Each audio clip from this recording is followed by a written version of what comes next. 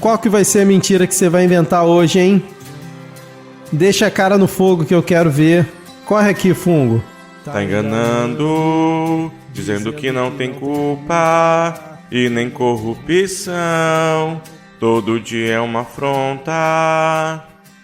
Se der, bota a culpa em petista, mente quase o dia inteiro. Suprema Corte é inimiga e a urna o seu rebosteio. E ainda acha que o país pode ser o seu brinquedo. Como que a PF vai saber que você tá obrando?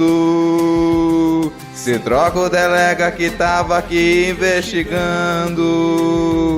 Num piscar de olhos se liga, a CPI chegou. Presente na agenda oculta ali do seu pastor, né? Como que a PF vai saber que você tá obrando? Se troca o delega que tava aqui investigando. No piscar de olhos se liga que a CPI chegou. Presente na agenda oculta ali com seu pastor. Seu pastor, né? Seu pastor. Só aprendendo, mas o que é um sol quadrado pra quem tem fé? Fé no pastor mamateiro, segue a lista de pastor. Se der, bota a culpa em petista, mente quase o dia inteiro. Suprema Corte é inimiga e a urna o seu rebosteio. E ainda acha que o país pode ser o seu brinquedo. A casa vai cair, cara. Como que a PF vai saber que você tá obrando? Se troca o delega que tava aqui investigando. Num piscar de olhos se liga, a CPI chegou. Presente na agenda oculta ali do seu pastor, né? Como que a PF vai saber que você tá obrando? Se troca o delega que tava aqui investigando. No piscar de olhos se liga que a CPI chegou. Presente na agenda oculta ali com seu pastor. Seu pastor, né? Seu pastor. Só aprendendo esses pastores aí, hein?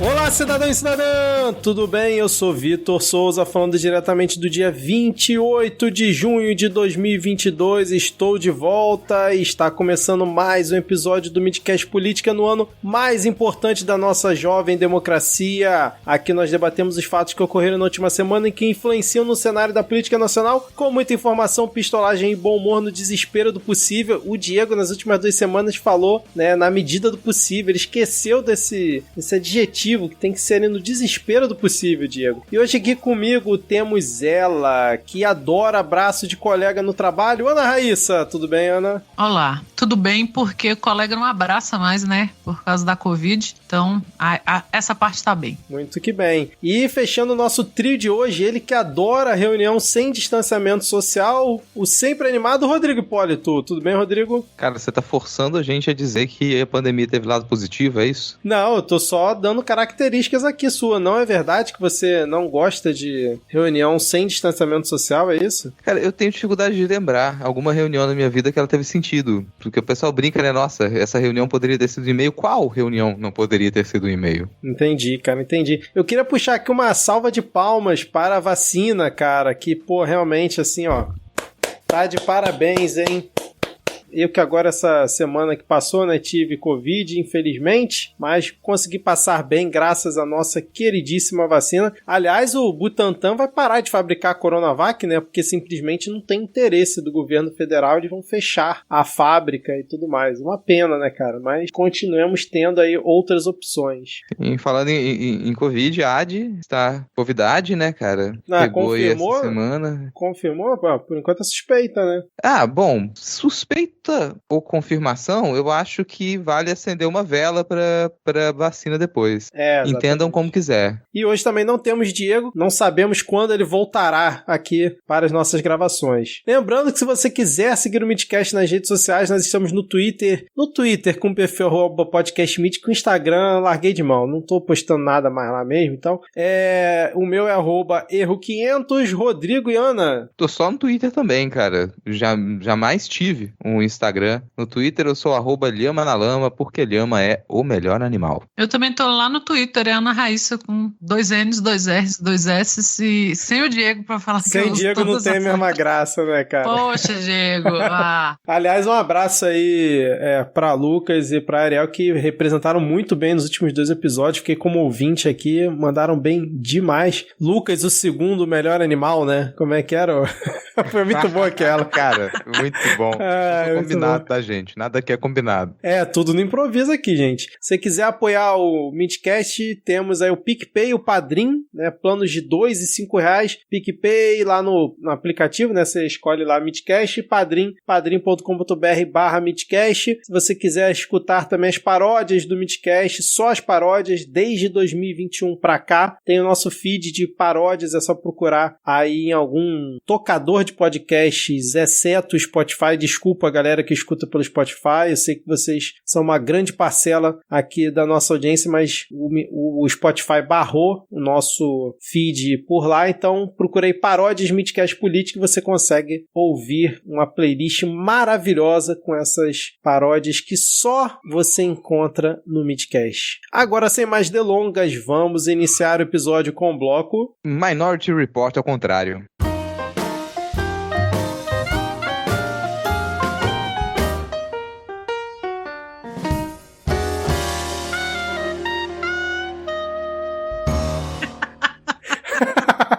Ai, cara, o pior é que a galera não pôde ver a cara que o Rodrigo fez depois de dizer isso. É o complemento, né, cara? Bom, vamos começar aqui. Já começou o bloco aqui, porque realmente foi uma bela referência, Rodrigo. Vamos aqui começar com uma atualização de notícia passada, né, mantendo a nossa tradição, pois o fungo presidencial, esse maldito, sancionou o limite do ICMS e vetou, olha só, a compensação aos estados. Uma grande surpresa, se ninguém estava esperando, né? Mas agora, na última sexta-feira, se eu não estou enganado, né, em edição extra do Diário Oficial da União, foi ali finalmente sancionado o projeto. Parece que teve uma cerimônia, acho que no início da semana agora, alguma coisa assim, né, para marcar o evento, então. E agora essa nova lei classifica itens como diesel, gasolina, energia elétrica, comunicações e transporte coletivo como essenciais, e os estados não podem cobrar taxa superior à alíquota que varia entre 17% e 18%, e parece que alguns estados já entraram com uma ação, ou iam entrar com uma ação no STF questionando esse novo projeto de lei. E teve o veto à compensação aos pisos constitucionais da saúde e educação, né? Também foi vetada a contratação de empréstimo para estados que já tivessem a alíquota prevista na nova lei, mas foi mantida a compensação para entes endividados que tiverem, né, perda na arrecadação acima de 5% na comparação entre 2022 e 2021. E agora vai, né? Agora a gasolina vai, sei lá, para uns 4,50 tranquilamente, né? Porque o grande problema é o ICMS, que, por exemplo, no diesel equivale a 11% do preço total, né, cara? Com certeza, cara. Aliás, São Paulo já estipulou, né, o teto de 18% para o ICMS, e já se tem uma média de quanto que você vai diminuir do preço do combustível na bomba. Então, você que está aí pagando R$8,50, quase R$9 na bomba de combustível, saiba, tem essa ótima notícia de que o preço vai cair para prováveis R$8, porque a média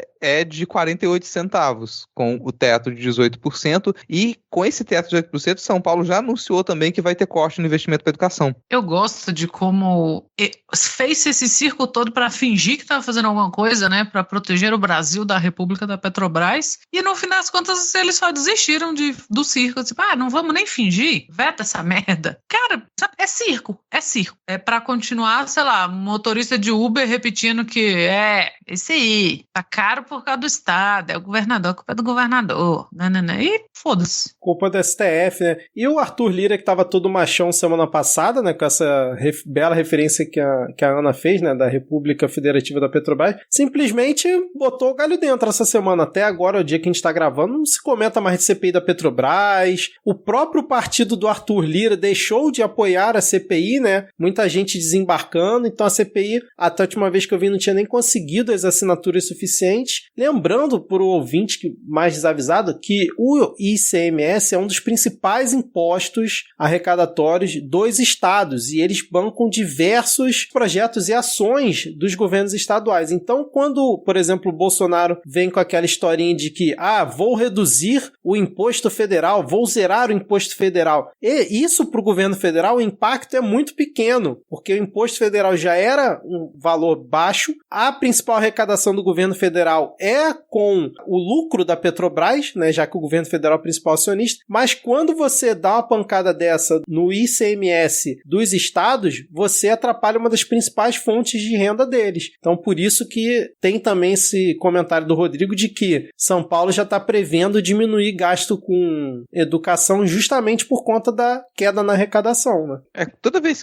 que vocês verem aquelas propagandas de governo estadual, dos estados que mais investem na educação e na saúde, isso é muito comum, chegando de eleição, você tem aqueles vídeos super bonitos que apresentam os programas de investimento do Estado para a educação e para a saúde. Boa parte do dinheiro para esses programas é dinheiro de imposto específico, como é o ICMS, e que não vai ter. Então, o que a gente teve até agora, até esse ano eleitoral, e os últimos mandatos de governadores conseguiram estabelecer alguns programas para incentivo à educação. No ano de pandemia isso foi fundamental. Você não teria essa grana para 2023 e 2024. Esquece. Esse projeto já era. E até pode cair o veto de compensação para os estados, que eu acredito que vai cair. Mas até isso cair a gente tem alguns meses, e mesmo assim, ainda você vai ter alguns problemas jurídicos logo na sequência, vai ter contestação. Então, para 2023 e 2024, vocês já podem ter certeza que eles mandaram a tesoura e ferraram com os programas para desenvolvimento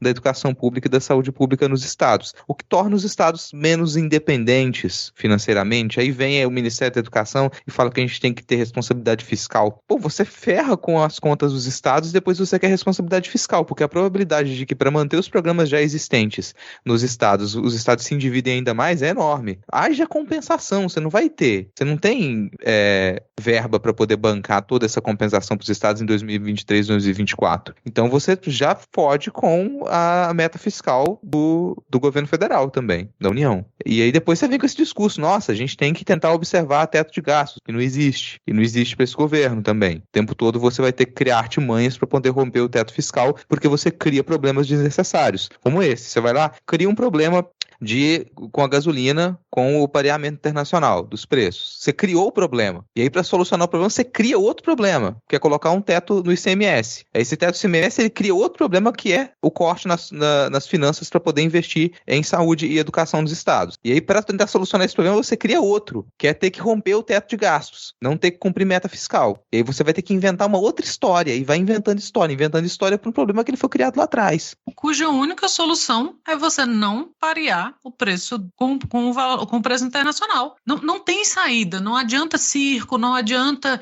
o governo criar um espantalho e fingir que a Petrobras quer deliberadamente, sabe, tomar dinheiro do Brasil. O que eles querem? Proteger acionista, que está enchendo o rabo de dinheiro. A gente já falou disso aqui em outros episódios, a gente já falou dos bilhões que a Petrobras está dividindo aí, sabe, entre esses caras.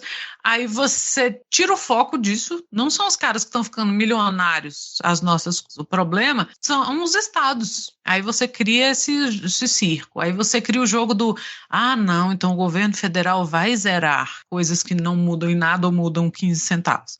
E você não toca no problema principal, aí vem tudo isso aí que o Rodrigo falou, você fica criando maluquices e castelo de areia para, olha, vamos resolver assim, opa, não resolveu, então vamos inventar outra coisa, opa, não resolveu, olha só. E é o que vai rolar, assim, para sempre, enquanto não meter a mão nesse inferno e você não acabar com esse pareamento, sabe? Não tem saída, não tem. Eu acho que, né, já adiantando um pouquinho os assuntos, eu acho que o Lula tem que falar mais disso, isso. Ele já tocou nesse assunto algumas vezes de que o brasileiro tem que pagar gasolina em real e não caiu nessa de que a diferença é só se eu tiver carro. A passagem do ônibus vai aumentar, a comida vai aumentar, tudo. A gente depende disso, principalmente porque a gente tem malha rodoviária, nosso transporte é feito por via rodoviária, a gente não é um país de grandes trens e caminhos, sabe? Então, assim, aumentou 1 centavo que seja, vai aumentar todo o resto. E eles, enquanto não mudar essa política de preço desse pareamento internacional, a gente vai continuar batendo cabeça e vendo circo do governo, inventar, agora vamos fazer isso,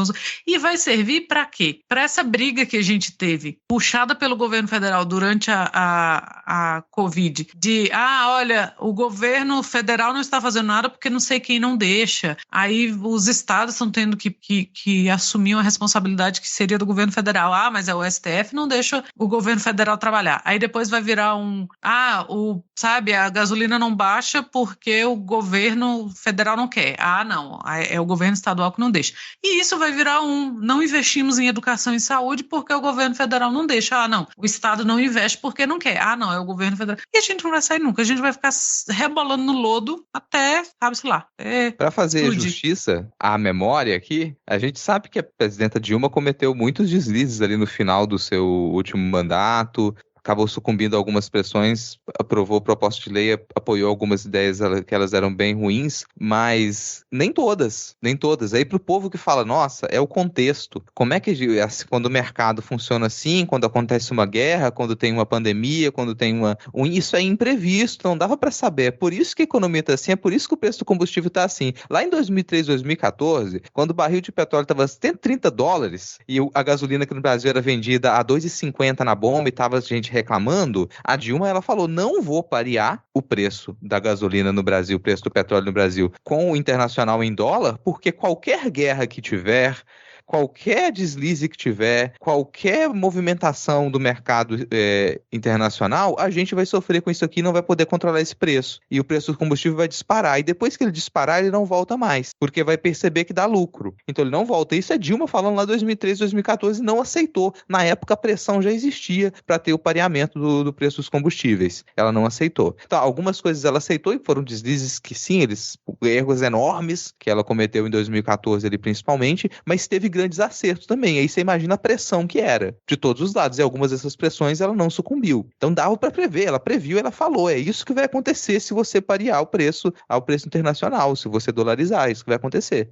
Não, e sempre lembrando, a gente já comentou aqui, a Petrobras, só no governo Bolsonaro, já devolveu para o governo mais de 400 bilhões, com B de bananada. Então, se a expectativa deles, lá, aquela ideia maluca do Paulo Guedes de subsidiar preço sem subsidiar, né, que ele falava que não era subsídio, com o dinheiro da Eletrobras, entre 25 e 50 bilhões, essa pequena margem de erro, quanto que você ao longo desse tempo já não teria conseguido subsidiar para realmente segurar, né, mesmo com essa porcaria desse PPI aí, né, para poder manter o preço de forma aceitável, para não pressionar a inflação e outros fatores, com parte desse dinheiro que a Petrobras já devolveu, por exemplo, para o governo federal. Mas é óbvio que o governo não pensa, esse governo faz tudo de improviso e a culpa é sempre dos outros, então é mais fácil pegar esse dinheiro que a Petrobras devolveu para o governo, torrar com um orçamento secreto, com qualquer outra coisa sem a finalidade devida, ao invés de você atacar o problema, né? Mas a gente ainda vai tocar em outros assuntos aqui que tem muita relação com esse, mas agora a gente vai atualizar uma outra notícia passada rapidinho que tem a ver diretamente com esse tema, que foi o novo presidente da Petrobras, o Caio Paz de Andrade, assumindo hoje o cargo no comando da direção da empresa. O anterior, depois de ter sido, né, chutado por todo mundo publicamente, ele era para sair um pouquinho depois, mas aí resolveu assinar a carta de demissão e pular do barco um pouco antes do prazo que estava definido, e agora a gente tem o quarto presidente da empresa durante o governo Bolsonaro. E aí tá aqui na coluna do Valdo Cruz, né, no G1, aí vem aqui, ó, a expectativa do Palácio Planalto é que não sejam autorizados novos reajustes de preços até as eleições. Isso na época do PT, né, você tinha o nome de segurar o preço do combustível, né, já que você não quer que o presidente autorize novos reajustes, mas tudo bem. No entanto, enquanto a atual diretoria da empresa for mantida, o escolhido pelo presidente Jair Bolsonaro não conseguirá mudar a atual política de preços da empresa. Isso porque, pela política de governança da empresa, as decisões não são individuais, mas sim colegiadas, e como a gente já falou aqui, a maior parte do conselho da Petrobras é indicado pelo governo. Então, mais uma ação que não vai surtir qualquer efeito, né? Se tiver que aumentar, vai aumentar e foda-se quem tá na cadeira, né? Algum comentário ou podemos seguir? Podemos? Nada? Segue, não, já passou a raiva que tinha que passar com isso. Fica só o chute que esse não vai ser o último presidente da Petrobras nesse governo. A gente vai até o final do ano para eles colocarem o quinto ou o sexto. É verdade. É isso, vai ter aumento novamente e aí vai ficar chutando o presidente da Petrobras como se o governo não tivesse responsabilidade nenhuma. Exatamente. E agora a próxima notícia, que é uma nova notícia, eu botei mais pra gente rir um pouco e fazer um jogo de adivinhação. Eu quero ver se vocês estão espertos. A notícia é: por 9-2, STF torna ex-deputado federal Roberto Jefferson réu. Ex-parlamentar é acusado pelos crimes de homofobia, calúnia e incitação ao crime de dano contra patrimônio público. Esse é o momento que a gente ri da cara do Roberto Jefferson. Podem rir aí, caso vocês queiram. Ha, ha, ha, ha, ha, ha, ha, ha, ha. Ai. Ai, bicho, cuzão demais, bem feito. Então, aí o jogo de adivinhação é o seguinte: o placar foi 9-2. Eu duvido que vocês vão adivinhar quais foram os 2 ministros do STF que votaram contra o Roberto Jefferson virar réu. Valendo! Gilmar Mendes, Rosa Weber, Fux. Quem vocês acham que votou para não tornar o Roberto Jefferson réu? Cara, a gente só tem 2 ministros que eles não fazem parte do STF de verdade, né? Eles são adendos, eles foram alocados ali, eles estão num puxadinho, são trainees, talvez. O primeiro caso de ministros que vão sair junto com o governo, né? Eles vão embora, cara, não vai ter o que fazer. Eles podem até aprender com o tempo. Talvez o Mendonça, Será? que é um dos 2 aí, o Mendonça, talvez ele possa aprender. Não sei, o Mendonça às vezes me dá a impressão de que ele pode, assim que o governo acabar, ele mudar a sua postura, tá lá segurado mesmo, e começa a trabalhar com um mínimo de decência que não se observa até o momento. O Nunes Marques, que é o outro dos 2, esse aí, ele é um incapaz. Caso perdido. Ele tem a menor capacidade. Ele não ele é constrangedor. É constrangedor quando ele começa a falar, é constrangedor o que ele escreve, que não deve ser realmente ele que escreve, é constrangedor quando ele tenta discutir com demais ministros, e eu imagino que seja constrangedor pro resto do STF também, ter que fingir que tá dialogando com uma pessoa que entende do que fala. Então eu não sei qual é o destino do Nunes Marques ali não, porque não parece ter capacidade de se adaptar. E eu tenho certeza que ele nem sabe que o cargo dele é vitalício, sacou? O dia que o Bolsonaro parar de ir, ele também para e foda-se, aí alguém vai falar assim, véi, é o primeiro caso de abandono de posto, como fazemos? Ele vai fugir do Brasil com medo de ser preso, mas... É porque, assim... Nunes Marques vai pedir nesse nível, assim, tipo, porra, agora eu não tenho mais foro privilegiado. Porque ele é capaz dessa estupidez. Ele é esse nível de brasileiro. Ele tá ali top 3 brasileiros burros. O Nunes Marques levando a barraquinha pra ir dormir no STF com medo de ser preso quando sair. Vai passar a noite com líder de novo, igual o Daniel Silveira. A barraquinha ali no meio do plenário, ali no meio aquele quadrado das cadeiras, né, cara? Agora, nada tão ruim que não possa piorar. O Bolsonaro, vamos bater na madeira aqui, todas as madeiras, né? O fundo presidencial, caso vença a eleição, ele poderia indicar pelo menos mais 2, né? E caso aquela PEC maluca de reduzir novamente a idade limite, ele poderia indicar acho que mais 2. Aí com isso ele já teria a maioria indicada por ele no STF, algo parecido. Vocês estão preparados para o Assef, Frederico Assef, ser indicado ao STF, cara? Porque é uma possibilidade. Imagina esse cenário, cara. Meu Deus, velho. O Assef com aquelas roupas dele. Imagina ele só jogar uma capinha por cima.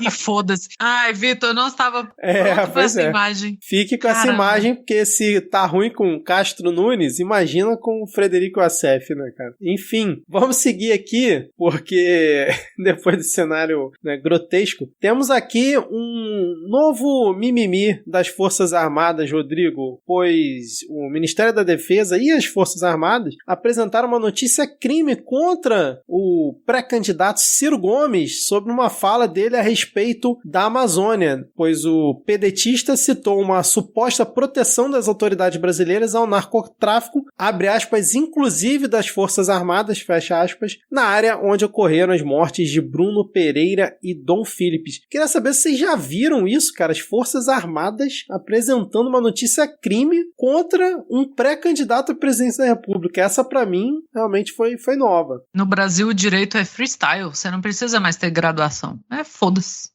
Vai aí, é isso mesmo. Qualquer coisa, cara, tá bom. E é uma melhor propaganda pra ele do que qualquer coisa que ele tenha feito, né? Isso, exatamente. Era isso que eu ia comentar, cara. Foi a melhor coisa pro Ciro, cara. Porque realmente botou ele numa situação que do outro lado é muito mais merda que ele, né, cara? Fizeram o Ciro ter razão, né, cara? É esse o ponto, assim. Agora, ao mesmo tempo assustador, mas constrangedor, que aquele comentário que sempre era feito de partido militar no Brasil, e que você precisava explicar para as pessoas esse jogo de palavras e a influência dos militares, que ela é constante na política brasileira, mesmo depois da dissolução da ditadura e da retomada democrática. As Forças Armadas nunca deixaram de opinar, de fazer pressão, de participar de governos. Isso agora nem precisa ser mais explicado, porque você fala partido militar e daqui a pouco tem mesmo. Daqui a pouco conseguem fincar uma lei lá para você ter um partido militar e eles poderem se candidatar com a pauta de ditadura militar amanhã. E vão ter legalizado isso, porque as Forças Armadas elas se comportam como um partido. Ao ponto, se comportam, se expressam, são reconhecidos como um partido a ponto de se sentirem ofendidas por um pré-candidato à presidência e acharem que também estão na corrida eleitoral e ir lá colocar uma ação-crime contra o sujeito.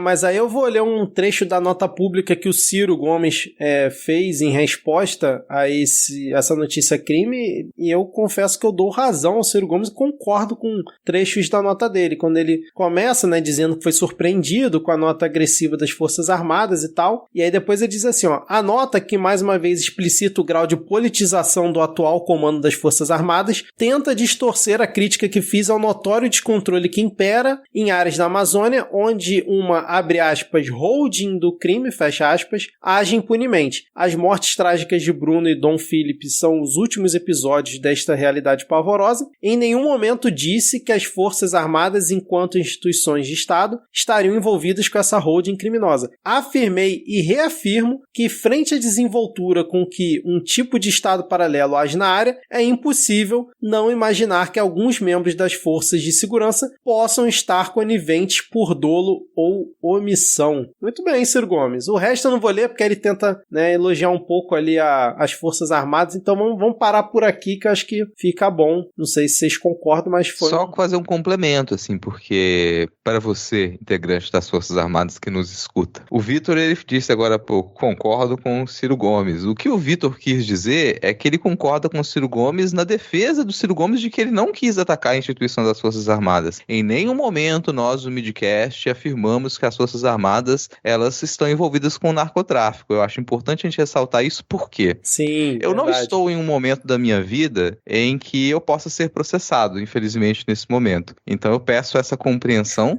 de militares que nos escutam, por favor.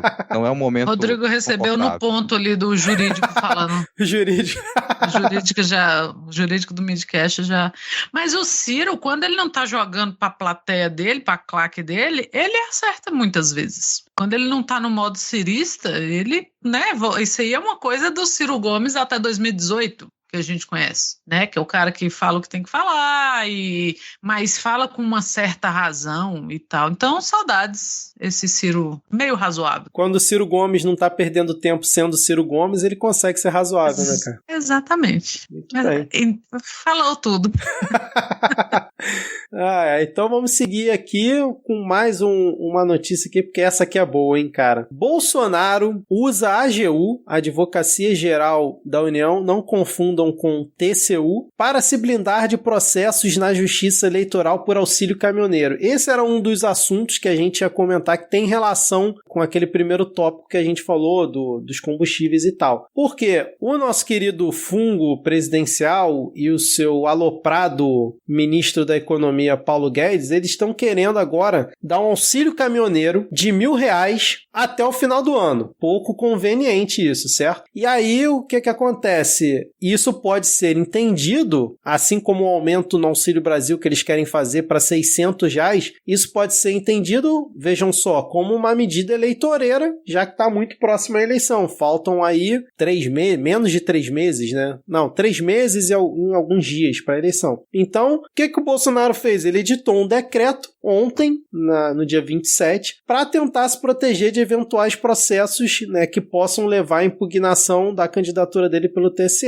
A medida publicada no Diário Oficial atribui temporariamente ao advogado-geral da União, Bruno Bianco Leal, a palavra final sobre a legalidade dos atos do governo nas áreas eleitoral e financeira, criando assim um respaldo jurídico a mais para o Bolsonaro contra eventuais medidas que levem a responder na justiça por condutas vedadas a agentes públicos durante o ano da eleição. Então, assim, durante o ano da eleição você tem várias regras, né, e limites de data que o governante do momento não pode agir em determinadas situações. E essas duas ações que o Bolsonaro está querendo fazer, de dar o auxílio caminhoneiro de R$1.000 e aumentar o Auxílio Brasil, justamente se encaixariam nessas situações. E aí o que ele fez? Mete um decreto dizendo que a palavra final, se pode ou não pode, é a da AGU. Olha que maravilha, cara. Simples, né? Resolveu o problema.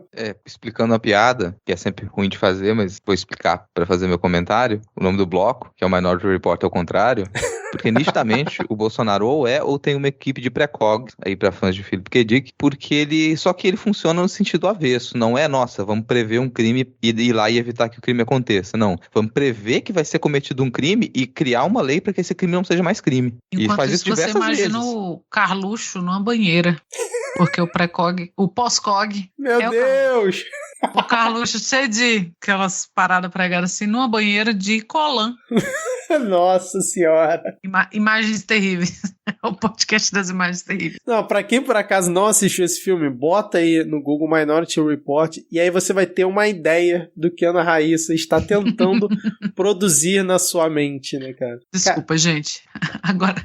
Eu não vi se teve alguma reação da oposição, não sei se vocês viram, dizendo que vai questionar no STF ou dentro do próprio Congresso, porque, pra mim, no meu entendimento de leigo comentarista de portal, não faz o menor sentido esse decreto do Bolsonaro, né, cara? Vocês viram alguma ação aí da oposição em relação a isso? Não vi nada, mas eu acho que não demora, porque é claramente uma dessas tentativas, assim, de que, opa, fiz aqui, aí alguém vai lá, o STF vai lá, alguém fala, não pode. Então não vai passar batido. Eu suponho que não seja possível para o presidente ele suplantar o TSE através de decreto. Então ele não pode, através de um decreto, ele retirar uma função que é do TSE. Então ele vai verificar se houve algum crime eleitoral, vai fazer investigação e isso independe se ele resolver na cabeça dele achar que a AGU poderia ocupar o lugar do TSE. E aí, segundo um advogado que foi, né, consultado pelo Estadão na reportagem, diz aqui, ó, para que a proposta do governo não sofresse contestação na justiça, seria necessário que o benefício guardasse relação com as causas da situação emergencial. E aí, por que eu estou citando isso? Porque uma das ideias do governo para poder dar esse auxílio e aumentar o Auxílio Brasil é decretar situação de emergência nacional. E aí, por isso também tem essa proteção através desse decreto, vamos dizer assim, dando à AGU essa análise centralizada, que os ministérios também teriam que participar e não só a AGU. Pegadinha, a manobra que o governo vai estar tentando inventar junto com Arthur Lira e companhia é isso, o Bolsonaro poder decretar a situação de emergência e aí com isso balizar os auxílios que ele vai oferecer, né, já que em ano eleitoral isso não poderia. Tanto que eu lembro que eles correram com o Auxílio Brasil ano passado justamente para isso, né, para poder não entrar dentro do ano eleitoral um novo auxílio. Agora eles inventam mais essa. Agora, tem uma coisa que é muita falta de noção, assim, mesmo que a gente desconsidere que é uma medida eleitoreira, que é uma espécie de compra de votos, mesmo assim, você pensar hoje que R$600, aumentar o Auxílio Brasil para R$600 reais significaria muita coisa? Colega, só a inflação do último ano já ferrou com isso. Já engoliu esse suposto aumento. Então não teria um efeito de melhoria na qualidade de vida de muita gente dessa maneira como se pensa, e teria que arrancar esse dinheiro de algum lugar, além de tudo. E a pessoa também acreditar que, bom, R$1.000 de subsídio ali no auxílio caminhoneiro, talvez não faça muita ideia de quanto caminhoneiros gastam com combustível mensalmente, sabe? Combustível e pedágio mensalmente não faz muita ideia, porque, claro, não é um dinheiro que se joga fora, mas o gasto é enorme que você tem com combustível e pedágio, manutenção de caminhão e tudo mais. Então, a vida de quem trabalha com transporte já é muito complicada. Sim, você poderia ter diversas medidas, e se espera que no futuro próximo a gente tenha medidas para amenizar esse tipo de trabalho, que é um trabalho difícil, um trabalho custoso, um trabalho que você investe muito para não lucrar tanto, assim, e muito arriscado. Mas não sei se essas medidas elas surtiriam um efeito que o governo talvez espere para poder reverter votos. Já está ficando cada vez mais nítido que não tem saída, não tem medida eleitoreira que você faça para diminuir os combustíveis, dar um auxíliozinho aqui, um auxíliozinho ali, não vai melhorar significativamente a vida da população. Aquele núcleo duro vai continuar lá, e a maioria das pessoas que mudariam seu voto e que mudaram seu voto nas intenções que a gente verifica nas pesquisas recentemente, elas estão cada vez mais conscientes e certeiras de que, bom, com esse governo não vai dar pra ficar. É um governo de miragem, né? Assim, tudo que a gente tem discutido até agora são miragens. Então, vamos fingir que trabalha, vamos fingir que vai adiantar, vamos fingir que R$200 que eles queriam dar no início e a oposição que forçou para ter auxílio desde o início, e aí, não, agora 400, para vir um imbecil lá dizer que, com uma pessoa com R$400 não passa fome, porque ele claramente estava fora do Brasil, irmão. E aí, não, agora é 600, beleza, uns 600 que vale os 400 do ano passado. Não, R$1.000 para caminhoneiro. Meu brother, dependendo do caminhão, leva 40 minutos para você encher o caminhão. Você acha que R$1.000 vai fazer cócega? Sabe, são miragens, assim, que vem muito a calhar para um governo de doido, né? Que fica indo atrás de pá de moinho de vento e inventando espantalho o tempo inteiro. E a gente tem que lidar com esse tipo de coisa, sabe? A energia que se gasta desfazendo ou tentando amenizar umas bobagens dessas que o governo inventa. E assim, e não é só a energia de paciência da gente que está aqui comentando, da gente que lê, da gente que acompanha. É você movimentar a máquina pública, sabe? Para deputado ir lá, para ministro ir lá e falar, não é assim, não pode. É tudo no freestyle da loucura, é um multiverso da maluquice, porra. Freestyle da loucura, é isso aí, cara. Bela definição desse governo. Eu fui procurar aqui, tá aqui, só pra gente encerrar esse tópico, o deputado federal Reginaldo Lopes, do PT de Minas Gerais, líder da bancada do PT na Câmara, apresentou um projeto de decreto legislativo com o objetivo de sustar todo o decreto do presidente Bolsonaro. E além dessas medidas que a gente falou, a ideia também deles era dobrar o Vale Gás, nesse pacotão aí de bondades às vésperas da eleição. Rodrigo, o próximo tópico eu vou deixar para você, ou para Ana, porque é uma figura que a Ana gosta bastante, mas é um tópico que o Rodrigo trouxe lá pro nosso grupo. Não sei se ele quer introduzir aí para os ouvintes. Cara, isso aqui é pra gente se divertir, assim, né? Porque a gente tem poucos motivos pra rir. Mas se você acompanha pelo Twitter os reacts desesperados de Deltan Dallagnol, você tá na expectativa de que ele publique mais um. Porque toda derrota que ele tem, toda derrota judicial que ele tem, ele publica um vídeo chorando e dizendo: vocês vão ver, vocês vão pagar, eu tô aqui lutando contra os corruptos. Me ajudem. O mundo tá de pé na cabeça. Os heróis estão sendo perseguidos, os heróis estão sendo vilanizados. E pedindo dinheiro pra pagar o Lula. Ai, que beleza. Façam uma vaquinha, me ajudem. E ele teve mais uma derrota, porque o STJ, ele reativou a apuração do Tribunal de Contas da União sobre os gastos da Lava Jato, que é uma coisa que a gente já tinha noticiado aqui também, né, que tinha sido parado, e fico pensando, o Dallagnol, ele tá nessa luta toda, né, para que o TCU não verifique os gastos da Lava Jato. Por que será que ele tá com tanto medo de que se abra a caixa preta da Lava Jato e pra gente saber pra onde foi o dinheiro, quanto que era investido, quanto que eles ganhavam com palestra, quanto que eles gastavam com passagem, com hospedagem, com auxílio disso, com auxílio daquilo, quanto custava cada uma dessas investigações, quanto custou pra Lava Jato destruir a economia brasileira? Eu já falei isso aqui, que um dos meus personagens favoritos dessa comédia chamada Brasil é o Dallagnol. Não quer dizer que ele não seja nocivo, né? A Lava Jato foi muito mais perniciosa para o Brasil do que qualquer coisa que tenha advinda daí. Mas ele é uma figura tão patética que eu só consigo lembrar daquela música, acho que é da Royal Orchestra. Moro e Dallagnol, Dallagnol e Moro. Sim. Ele é patético, tudo que ele faz é patético, ele é absurdo, ele parece que chegou no mundo com 18 anos, sabe? Ele não tem... Aí faz esses... Nossa, chororô ao vivo. Aí ele achou o quê? Que ele ia demonstrar que ele tinha, sei lá, muito apoio ainda na sua luta contra a corrupção, por isso que ele conseguiu grana para bancar o que ele devia pro Lula. Na prática, ele comprou o vinho do casamento do Lula, assim, basicamente. Assim, ele tá sempre metendo o pé pelas mãos, ele tá sempre... Nossa, aí eu acho que ele pediu exoneração, ou ia pedir exoneração do cargo dele, porque ele queria concorrer a um cargo público, mas como ele estava sofrendo processo, ele foi barrado pela lei da ficha limpa. Então, assim, ele tá sempre fazendo uma maluquice. Se você acompanhar os prints de mensagem dele, foi quando eu comecei a adorar ele enquanto personagem. Na época da Vaza Jato, assim, ele comete uns erros, sei lá, né? Foi o corretor, mas é umas coisas vexaminosas. E aí ele é choramingão, assim, aquele homem, sabe aquele homem chorão? Aquele que tá sempre, isso aqui. Aí ele resolveu abrir para alguém que ele queria fazer um fundo, porque ele sabia que ele ia ser processado pelo Lula e que ele ia perder, então ele queria ter... Porra, mas aí se eu tiver essa grana e tiver que pagar imposto sobre essa grana, vão descobrir que eu tenho uma grana. Aí como é que eu vou lutar contra a corrupção se eu não quiser pagar imposto? Ô, figura patética, eu adoro. E ele tem o shape do homem patético, né? Ele é sempre assim, meio comentários bobos e meio chorão. Bom demais, Dallagnol. Eu espero chegar o dia que a gente vai poder só rir dele sem se preocupar.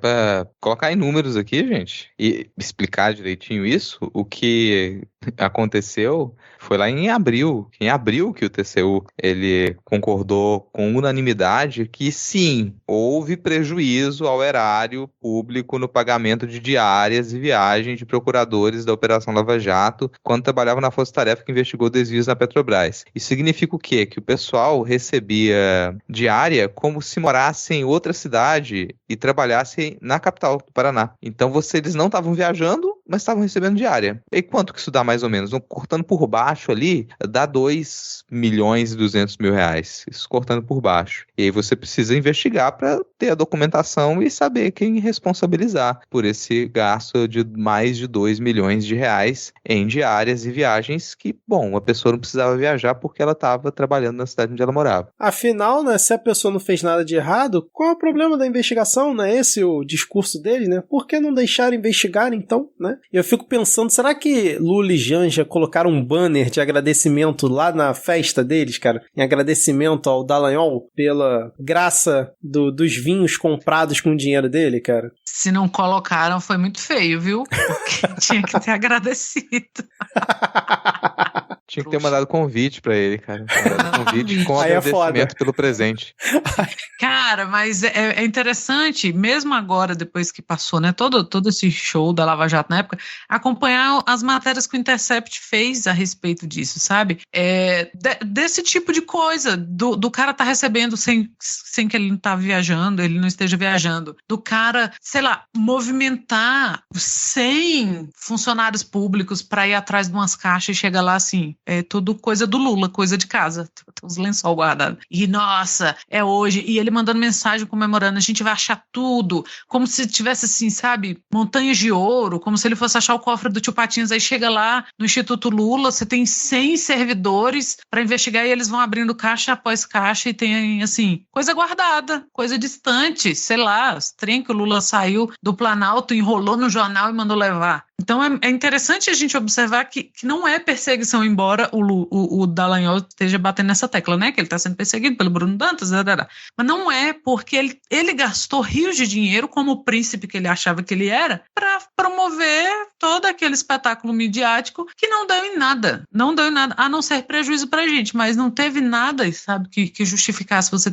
ter 100 agentes do Estado atrás de umas caixas de mudança. E aí ele revivendo fake news que os próprios colegas falavam, então, bicho, parece que não é verdade isso aí. Ah, poxa, seria tão legal se fosse. Então, é um imbecil com dinheiro, teve seu momento de glória e agora vai ter que pagar. Exatamente. Muito bem, Ana. E agora falando em pagar, agora pra mim, cara, essa foi uma das notícias também que... Puta merda. Vamos lá. O nosso querido... Vamos voltar um passo atrás, né? O ouvinte que escuta o Midcast Acompanha sabe o que é o bolsolão, né? O orçamento secreto, as malditas emendas do relator, as RP9, né? Que é ali a grana que o governo acaba usando como um mensalão legalizado, né? Para comprar base de apoio no Congresso. Basicamente é isso. E aí vai o dinheiro direto lá pro deputado, pro senador, ele consegue mandar lá pra base dele. E aí tem casos de amigo do Arthur Lira comprando kit robótica por um preço absurdo, botando na escola que não tem na internet, esse tipo de coisa, né?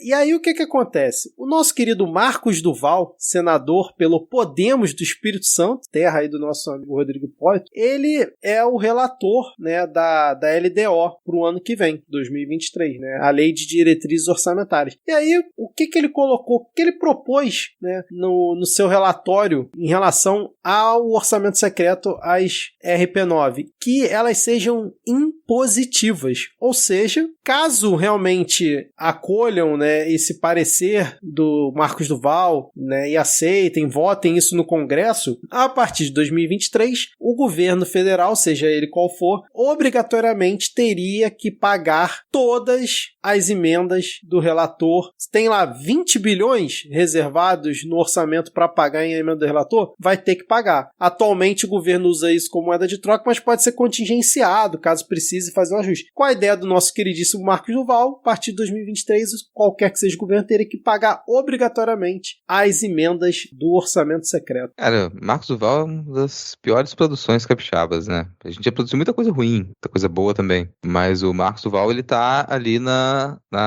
cabeça como uma das piores coisas que a gente já enviou pro país. Eu não sei se isso vai passar, cara. Claro que a gente tem hoje o cenário mais provável é que passe e que isso dificulte o próximo governo, a vida do próximo governo. Dificulte no caso, né, mais provável, que é o governo Lula. Então você amarraria o orçamento. Mas existe sim chance desse ponto específico ele não passar, disso não se tornar impositivo. Por quê? O chamado orçamento secreto, o RP9, ele ainda pode ser uma moeda de troca e você já imagina que a gente possa pensar em articulação para o próximo governo. Então depende muito de como que essa articulação vai ser feita num futuro governo Lula para que você consiga jogar com o RP9. Não vamos ser inocente aqui, imaginar que, nossa, o próximo governo ele simplesmente vai ter como pauta tentar derrubar o RP9, que eu acho pouquíssimo provável. Não, vai ter que aprender a jogar com isso. E a gente sabe que o Centrão, que é quem tem o maior interesse nas emendas do relator, vai também se movimentar na base do governo Lula. E ao estar na base do governo Lula, você vai negociar uma coisa daqui, uma coisa dali. Então, a não tornar essas emendas impositivas, talvez seja uma desses pontos a serem negociados para que isso não seja aprovado agora e você tenha um diálogo melhor no próximo governo para ambas as partes. Lembrar que é isso, o Centrão é meio amoeba, né, cara? É uma coisa super... gruda, é uma coisa super maleável, caiu no chão, já tá sujando, mas toma a forma que tiver que tomar.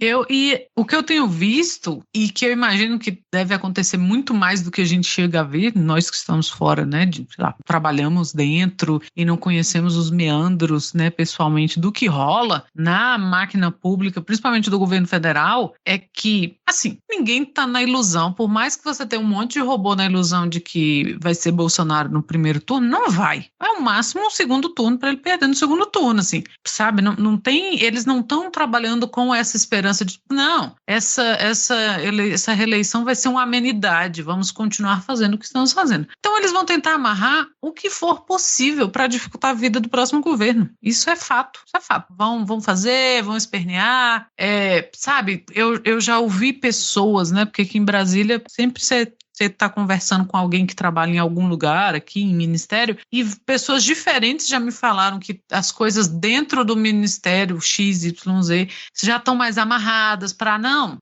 trabalho burocrático mesmo, de coisa que, sabe, que você tem que resolver internamente, e não só as questões políticas que saem, assim. E tá meio, isso aí não vai para frente mesmo, poxa, não, a gente precisaria de mais tempo para terminar isso e a gente não tem. Então, o que puder amarrar, o que puder dificultar, o que puder embaçar, para o próximo governo eles vão fazer. Não tenhamos dúvida disso. E o outro comentário que eu ia fazer aqui, né? Marcos Duval, Arthur Duval, evitem. Fica a dica, né, cara?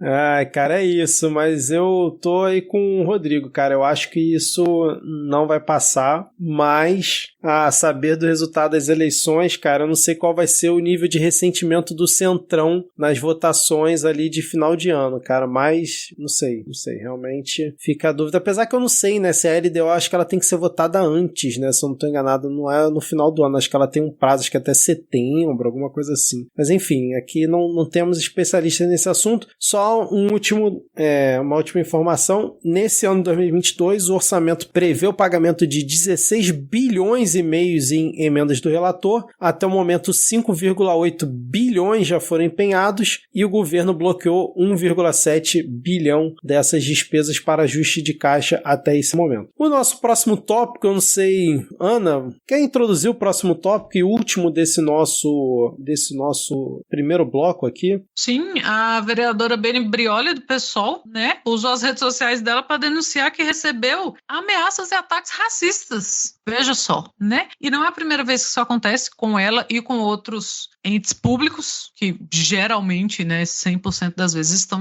na oposição. E o e-mail tinha o título de "Já estou contando as balas". Cara, não é um e-mail de desafeto político leve, não é um e-mail daquele colega filha da puta que você quer que morra, mas, né, não de verdade. É uma ameaça seríssima e a gente sabe que, cara, é bandido. A gente fala aqui 1000 vezes, né? É máfia, é bandido, e ninguém faz uma ameaça dessa se não tá com as costas bem quentinhas, né? Então, ela levou ela fez o registro de ocorrência na Delegacia de Crimes Raciais e ela disse que demorou para registrar o caso porque foi um pedido do Programa de Proteção, né, dos Defensores dos Direitos Humanos, e ela recebeu esses ataques, né, ela atribui, e provavelmente é verdade, de Rodrigo Amorim. E eu estava lembrando também que a gente teve o Renato, não lembro o sobrenome dele, o vereador que foi cassado agora em Curitiba, ele chegou a receber também e-mails de colegas, e não é o primeiro caso de mulheres que recebem, né, de vereadoras mulheres, de parlamentares mulheres, que recebem descaradamente, assim, de você saber quem mandou. E é seríssimo isso de já estou contando as balas, sabe? E quando você inclui o serviço de proteção aos defensores dos direitos humanos na coisa, é porque esse movimento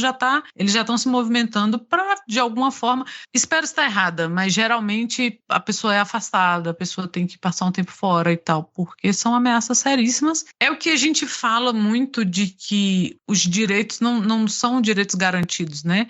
Principalmente quando a gente fala de pauta progressista, de você ter vereadoras e parlamentares mulheres, de você ter candidatos negros ou quilombola, ou indígena, qualquer minoria. Não adianta chegar lá, não adianta a gente achar, olha que bonito, temos X quantidade de mulheres. É você conseguir terminar o mandato, né? A Marielle é um caso icônico, infelizmente, disso. Você não consegue terminar o mandato. É o caso do Renato, você não consegue terminar o mandato porque tudo vira motivo.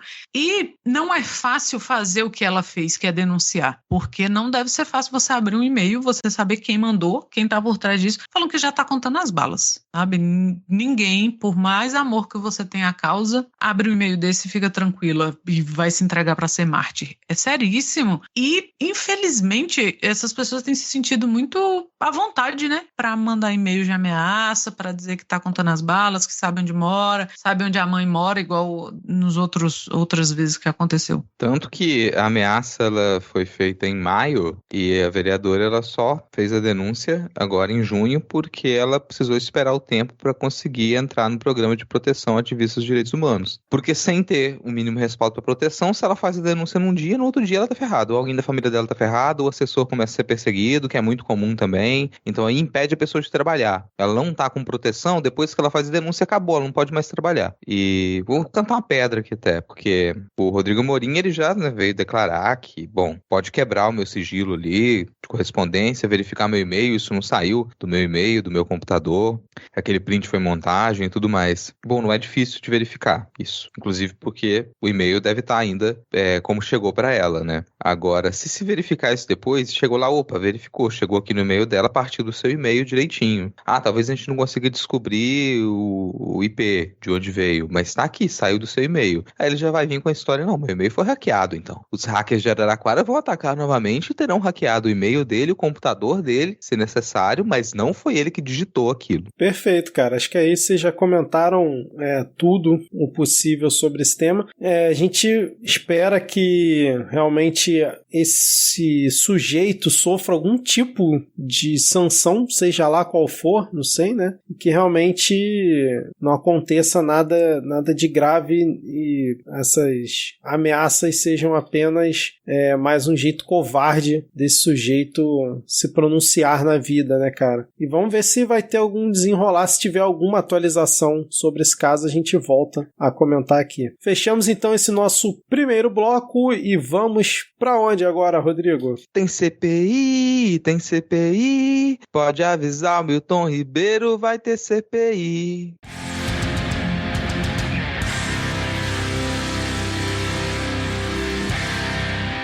Bloco Reciclando Paródias, começando aqui o ponto da pauta, porque a Polícia Federal prendeu o ex-ministro Milton Ribeiro e os pastores investigados pelo suposto esquema de desvio de verba na educação. A gente acompanhou isso nesses últimos meses, né? A revelação de que você tinha ali o envolvimento muito íntimo de dois pastores, Gilmar Santos e Arilton de Moura, para liberação de verbas para municípios na pasta da educação. Então eles atuariam lá como facilitadores, né? Mas como que seria essa facilitação? Eles cobrariam propina. Então se a pessoa que vai receber, se o prefeito que vai receber a verba do Ministério da Educação, ele resolver fazer um investimento para a compra para impressão de bíblias com o nome do Milton Ribeiro, talvez ele receba a verba. Se ele não fizer isso, pode não receber. Se ele fizer uma pequena contribuição em ouro maciço, talvez ele receba a verba. Se ele não fizer, não recebe. E você começa a observar que alguns prefeitos não aceitaram isso, fizeram denúncia e aqueles municípios realmente não recebiam verba. E outros prefeitos teriam recebido. Obviamente, esses prefeitos que receberam a verba e estariam envolvidos nesse esquema de propina, de corrupção, eles não se declararam, eles só negaram, mas não vieram a público falar nada. E isso estourou há alguns meses, deu em todos os jornais, a gente repercutiu aqui no Midcast esse grande escândalo. Milton Ribeiro, ele foi retirado da pasta da educação sobre forte suspeita e agora a PF mandou prender não só ele, como os pastores Gilmar Santos e Arilton de Moura, além de Helder Bartolomeu, ex-assessor da Prefeitura de Goiânia, e Luciano Freitas Musses, ex-assessor do Milton Ribeiro no Ministério da Educação. A acusação, né, para o Milton Ribeiro é sobre corrupção passiva, prevaricação, advocacia administrativa e tráfico de influência. Mas logo depois, um desembargador mandou soltar Milton Ribeiro. Então, nesse momento, ele está solto. Essa semana, ela foi uma enxurrada de notícias em torno disso, porque enquanto acontecia a prisão do Milton Ribeiro e depois a sua soltura, o presidente Jair Bolsonaro veio a público dar declaração dizendo que, bom, não tem corrupção no nosso governo, aí na hora que teve uma suspeita, já tiramos o cara daqui e já está investigando. Não tem corrupção no governo. Vazaram áudios do Milton Ribeiro conversando com a sua filha por telefone e nesses áudios o Milton Ribeiro diz que o pré-cog Jair Bolsonaro, né, ele teve mais ali uma visão. Ele ligou pro Milton Ribeiro, né, teve esse pressentimento e falou, nossa, eu tô sentindo aqui, meu tornozelo tá doendo, né, meu joanete doeu e agora eu tenho certeza que vai haver uma busca e apreensão aí. Milton Ribeiro fica ligado, ele teve esse pressentimento.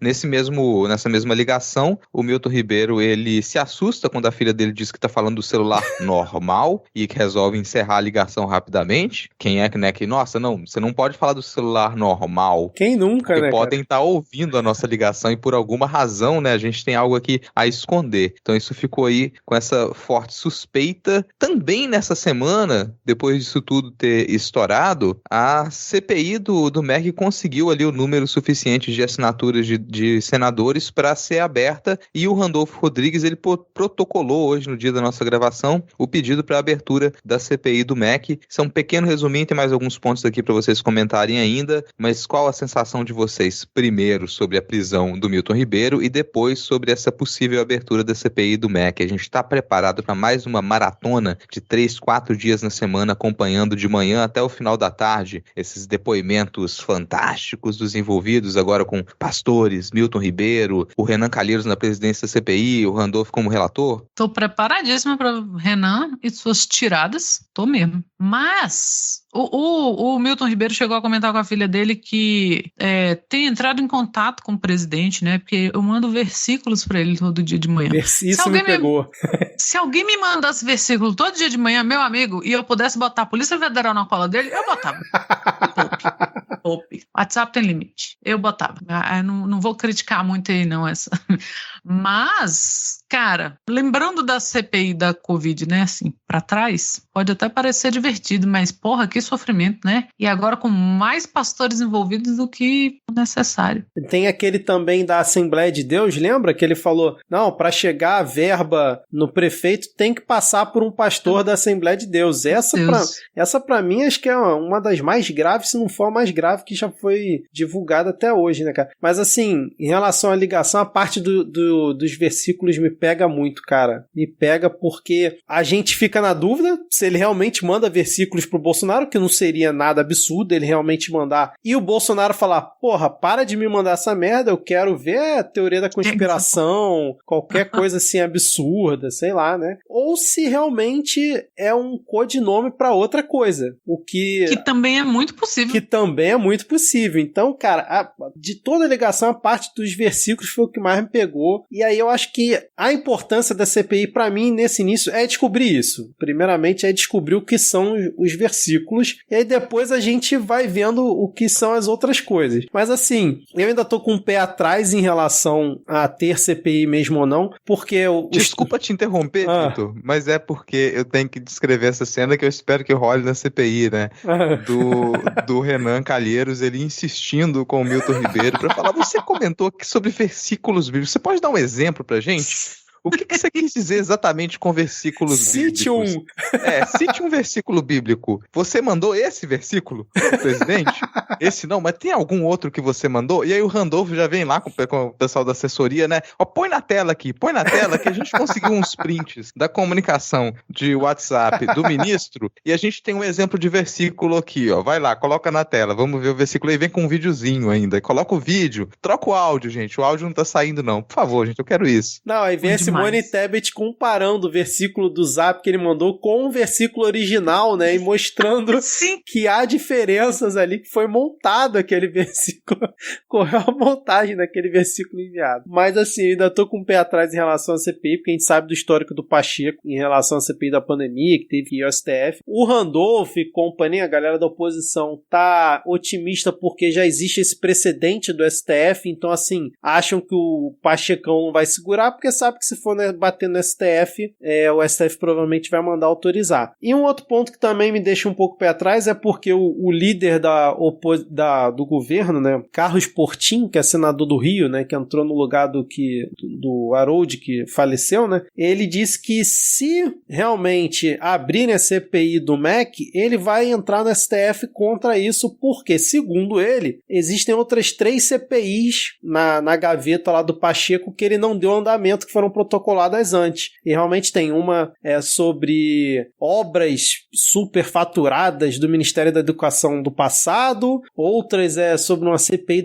outra sobre uma CPI da Amazônia para investigar ONGs e uma outra lá aleatória. E realmente assim, você parar para pensar racionalmente, é um argumento válido. Tipo assim, tem 3 CPIs na frente protocolada, né, e não deram andamento. O que me deixou curioso é que esse mesmo senador, uma das essas CPIs é protocolada por ele. E aí, em momento algum, ele foi no STF para brigar para a CPI ser instalada. Mas contra a CPI do MEC, ele tá todo, né, animado para entrar no STF caso realmente o Pacheco instale. Então, assim, faltando 3 meses para eleição, Randolph envolvido na campanha do Lula, Renan envolvido na campanha do filho dele pro Senado, lá no estado dele também, pro cara que ele vai apoiar, e na do Lula. Eu ainda tô realmente com o pé atrás se isso aí vai sair ou se não é mais um modo de pressão em cima do governo, né? Até porque a Polícia Federal já tá investigando e tudo mais. Então, assim, não acho ainda que tenha 100% de certeza que vai rolar, mas caso rolar, quero a questão dos versículos. Acho que o Randolph presidente seria melhor que Renan, a gente pode deixar o Renan como vice, e eu queria o Alessandro Vieira como relator, cara, porque se ele vier sangue nos olhos, igual foi na CPI da pandemia, né, por mais que a gente tenha várias ressalvas sobre o Alessandro Vieira aqui, ele, cara, quando sentar ali o Arilton ou o Gilmar aqui no banquinho lá da CPI para ser interrogado por ele, vai ser uma coisa bonita de se assistir. Ou o Contarato também seria ótimo, não sei se o Contarato assinou o requerimento e tudo mais, mas assim, eu acredito que caso tenha CPI, ela vai ser bem rápida, bem concisa, né, em alguns focos, justamente por conta do prazo que a gente tem até a eleição. E rapidinho, antes do Rodrigo comentar, um outro caso que me deixou muito curioso, né, nesse imbróglio todo aí da prisão do Milton e tudo mais, foi que saiu a notícia de que ele teria oferecido um cargo pro Arilton Moura dentro do Ministério da Educação, um cara que era lobista, né, de várias pessoas lá dentro do Ministério, ofereceram o cargo para ele de R$6.000. Aí ele disse que considerou baixo o salário e que aí tentaram botar ele numa posição com remuneração maior e parece que a Casa Civil barrou. E aí descobriram também que a filha do pastor Arilton, que comprou um carro, ele comprou um carro da filha do Milton Ribeiro, ela teria recebido R$3.900 de auxílio emergencial durante a pandemia. Então, assim, são famílias muito unidas, né, cara? Tá um comprando carro do outro, tá um oferecendo emprego pro outro, aquela coisa assim, bem, um consegue receber auxílio do governo, não sei se tinha condições ou não, mas assim, a CPI traria uma certa luz pra toda essa situação, sem dúvida nenhuma, cara. Isso aí seria bastante importante. Acho divertido, entre aspas, porque é uma galera que não consegue desapegar dos pequenos golpes, né? O pessoal consegue dar golpes ali, fazer golpes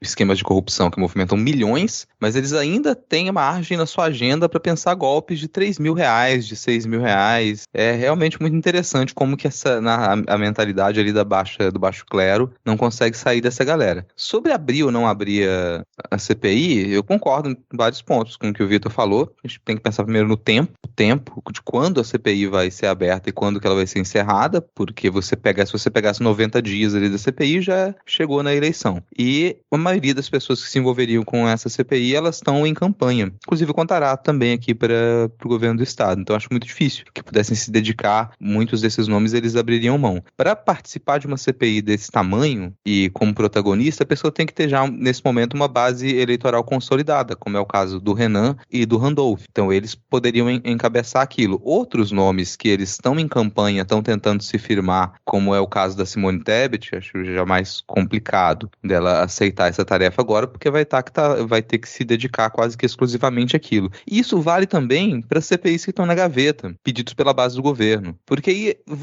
se o sujeito vai lá, entra sim no STF, vai sim entrar no STF para falar, olha, tem 2 CPIs aqui que a gente pediu que estão engavetadas, e o STF vai e responde. Beleza, tem que abrir as 2 também. Vai lá bancar? Tu vai bancar de ficar os 90 dias de campanha que seria da sua campanha eleitoral aí envolvido com essa CPI que você quis abrir e que não vai te dar o palco de uma CPI do MEC? Porque a CPI das obras superfaturadas, ela vai ficar em segundo plano se você abrir uma CPI do MEC. Então você abre 3 CPIs ao mesmo tempo, sendo que a CPI do MEC vai dar palco, a pessoa já tem base eleitoral, já está liderando campanha, já não precisa se preocupar muito com isso, e a base governista que está correndo atrás para tentar uma reeleição aqui, uma reeleição ali, em pequenas áreas de eleitorado, não vai conseguir se manter para protagonizar uma CPI de obras superfaturadas. Então seria um tiro pela culatra, mas ainda pode acontecer.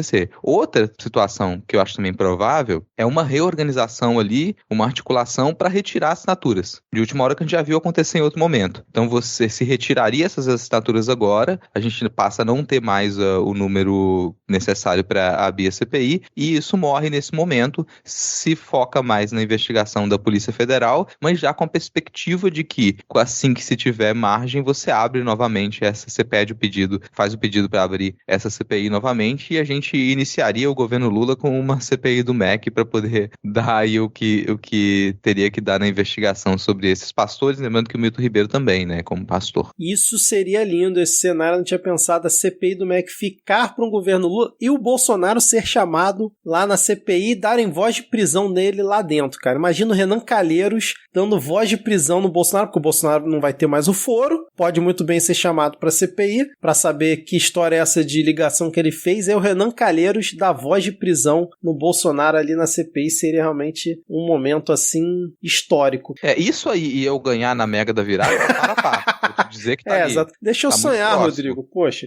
Mas o que eu achei também engraçado nessa história toda foi o Bolsonaro, né, depois da prisão, ele falando, não, eu exagerei quando eu falei que eu botava minha cara no fogo pelo Milton, mas eu boto a minha mão no fogo, eu boto. E, pô, no meu governo, né, não é corrupção como era nos governos anteriores, né, foi só um tráfico de influência, coisa simples, e, tipo, ele tratando como se o tráfico de influência fosse uma coisa assim menor, mas não, é um crime previsto em lei e que está diretamente associado à corrupção, né, dentro do governo, no caso, né. Várias vezes, quando não podiam acusar o Lula de nada, a galera tentava colar essa pecha do tráfico de influência, né? Exatamente. Aí agora, de repente, não, pô, foi só um tráfico assim de influência ali, eu influenciei ele me influenciou. É uma moral muito fluida dessa galera, é muito, sabe? E tanto que não colou, né? Não, sim, colou. Ele falou isso e achou que, opa, resolvi aqui. Pelo contrário, né? Virou piada. Só se fudeu. E ainda nessa história a gente teve ali a investigação mostrando que o pastor Arilton e o Gilmar, né? Os pastores Arilton e Gilmar teriam pedido R$100 mil de propina ao empresário de Piracicaba para mediar o encontro entre o Milton Ribeiro e ele. A gente teve também nessa situação um ponto que eu queria puxar, que foi a notícia que saiu no Metrópolis de que a cúpula da PF ela foi avisada sobre as buscas, né? Afinal, Bolsonaro já tinha tido pressentimento, mas eles não avisaram sobre a prisão do Milton Ribeiro. Então a cúpula da PF não estava sabendo disso, né? Estava sabendo das buscas e não estava sabendo da prisão. E aí hoje veio também a notícia de que o delegado do caso trocou de coordenação, então ele não está mais na coordenação que cuida de casos ligados a políticos, foi para uma outra coordenação de crimes cibernéticos e tudo mais, mas aí dizem que ele vai continuar à frente do caso. Eu duvido muito, para mim acho que esse foi um primeiro passo para depois rifar o cara. E eu queria perguntar para vocês se vocês acham que essa operação de prender o Milton, quando você junta a notícia de que a cúpula da PF não foi avisada, com o delegado já tendo pedido para sair antes da coordenação, que dizem que ele pediu em maio, se essa operação agora, já final de junho, não foi uma resposta da Polícia Federal, né, de parte da Polícia Federal, para tentar atacar o governo, já que eles não tiveram tal aumento que o Bolsonaro tanto prometeu, né, e alardeou, e no fim das contas ficou todo mundo a ver navios, né? Vocês acham que pode ter tido alguma jogada nesse sentido? Tipo, o cara já estava sendo pressionado, o delegado, pediu para sair do caso, mas falou, não, antes eu vou dar aqui vou fazer uma coisinha aqui surpresa, porque você prender um ex-ministro e a cúpula da PF não ser informada que isso iria acontecer na operação é no mínimo curioso, né? Cara, tomara, porque se a moda pega... Cara, eu vou dizer que, assim, delegados da PF, a gente já viu alguns casos aqui, delegados da PF, eles têm certa autonomia. Então, algumas ações, quando elas precisam ser tomadas, elas necessitam de sigilo. Os riscos de você falar de interferência na PF envolve tudo, envolve isso, inclusive. Porque se você interfere, você começa a circular informações e depois que a informação circula, vai para a alta cúpula, começa a lidar com o interesse político. Então, não é incomum que os delegados, eles usem da sua autonomia para poder realizar algumas ações. E a surpresa é um elemento chave quando você vai fazer ação de busca e apreensão e prisões de algumas dessas figuras. Então, da minha cabeça, não é nada de outro mundo que o delegado ele tenha segurado essa informação para poder realizar a ação. Aqui chama mais atenção porque é um ex-ministro, porque a coisa está em foco ali, porque vazou já parte da informação. Mas, na minha percepção, isso é parte da autonomia da PF. Se delegados da PF não puderem segurar a informação de uma investigação que eles são responsáveis para poder tomar ações que elas deem andamento a essa investigação, que é conseguir provas, meio que não vai funcionar nada, cara. Se você precisar informar, passar pelo crivo da alta cúpula da PF para poder tomar qualquer tipo de ação, as investigações da PF, elas se tornam investigações políticas. Elas se tornam investigações que elas vão ter que obedecer à vontade política. Então, não me parece tão incomum assim. O resultado disso, normalmente, para um delegado, quando ele toma esse tipo de ação, é que ele vai ser remanejado, porque ele enfrentou. Lembrando que teve uma notícia que saiu que parece que o ministro da Justiça estaria ao lado do Bolsonaro quando o Bolsonaro ligou para o Milton Ribeiro, né, para falar do pressentimento.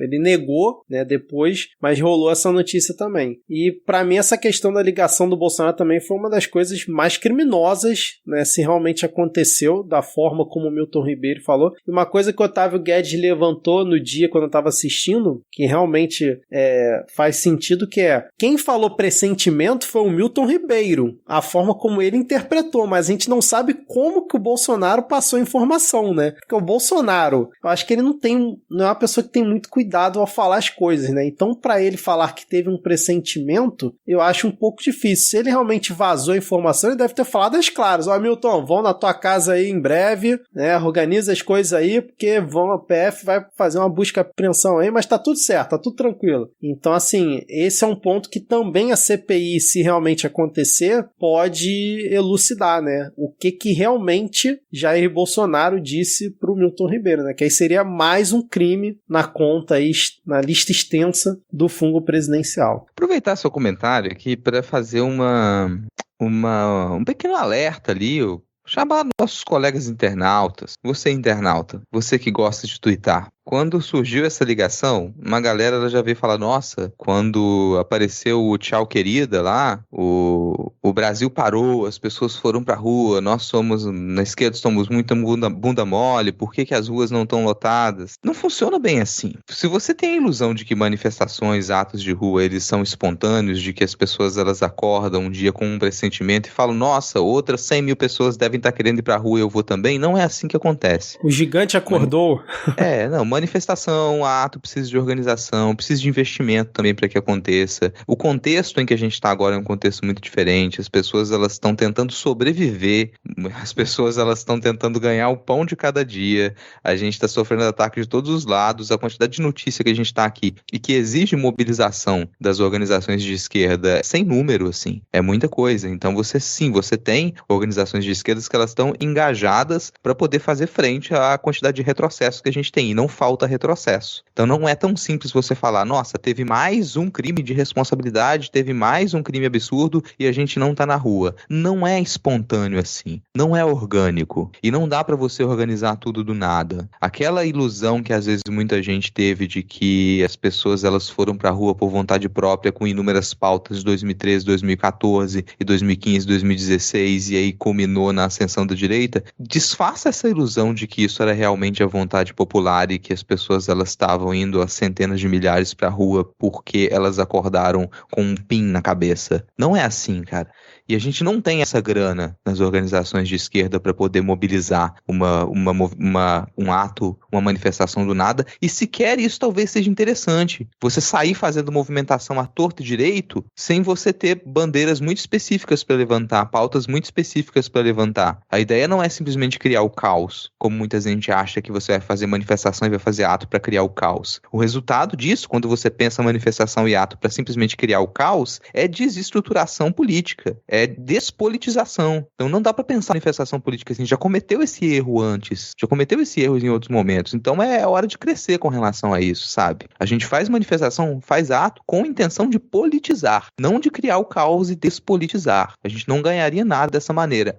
É interessante que a gente se mobilize e quanto antes chegar esse momento, sim, mas a gente precisa de certa estrutura, certo planejamento e, por favor, não caia na jogada de que, vamos fazer mais um ato aqui e sem bandeiras e a gente tá querendo acabar com tudo isso que tá aí. Porque sim, a gente observa um sem número de situações que a gente gostaria que elas não acontecessem. E a gente quer acabar assim, com tudo isso que tá aí. Só que essa expressão vaga, ela não deve ir por uma mobilização dessa maneira. Então, antes de você tuitar isso, antes de você resolver falar, nossa, agora a gente é muito bunda mole na esquerda, bunda mole é o cacete, cara. Tá todo mundo se ferrando pra caralho, pra conseguir manter o mínimo da estrutura pública, pra que a gente ainda consiga recomeçar, reorganizar, rearticular algumas coisas em próximos mandatos para daqui a 5, 10, 15, 20 anos. Então é um trabalho constante, as pessoas elas estão trabalhando o tempo todo em organizações de esquerda para a coisa poder funcionar, isso no meio de uma campanha eleitoral, como a gente reforça aqui, né, o ano mais importante da nossa recente democracia. Então segura a onda, nunca é tão simples assim. Tenta comparar contextos, pelo menos, como é que era a conjuntura em 2013, 2014, 2015, 2016, 2017, 2018 e como que tá agora. Que tipo de mobilização você acha que é possível para que a gente tenha um resultado positivo? E a sua revolta, ela não é injusta. Entendo que é possível estar revoltado, assim. Agora, provavelmente essa sua revolta, ela teria uma percepção diferente se você resolver se envolver com as organizações de esquerda e aí você talvez tenha a percepção de que as coisas estão sendo feitas, na medida do que é possível ser feito. Perfeito, cara, perfeito. Acho que a gente encerra aqui, vamos continuar acompanhando a saga da CPI do MEC, se sai ou não sai, e aí do bolsolão do MEC e tudo mais, mas com certeza vamos falar mais sobre isso nas próximas semanas. Agora vamos fechar esse nosso bloco falando sobre eleições de 2022, que é o nosso bloco fixo aqui desse ano. Ana, você quer contar um pouquinho aí sobre a saga do Marreco, que continua ali, cara? A cada passo a gente vai dando um pouco mais de risada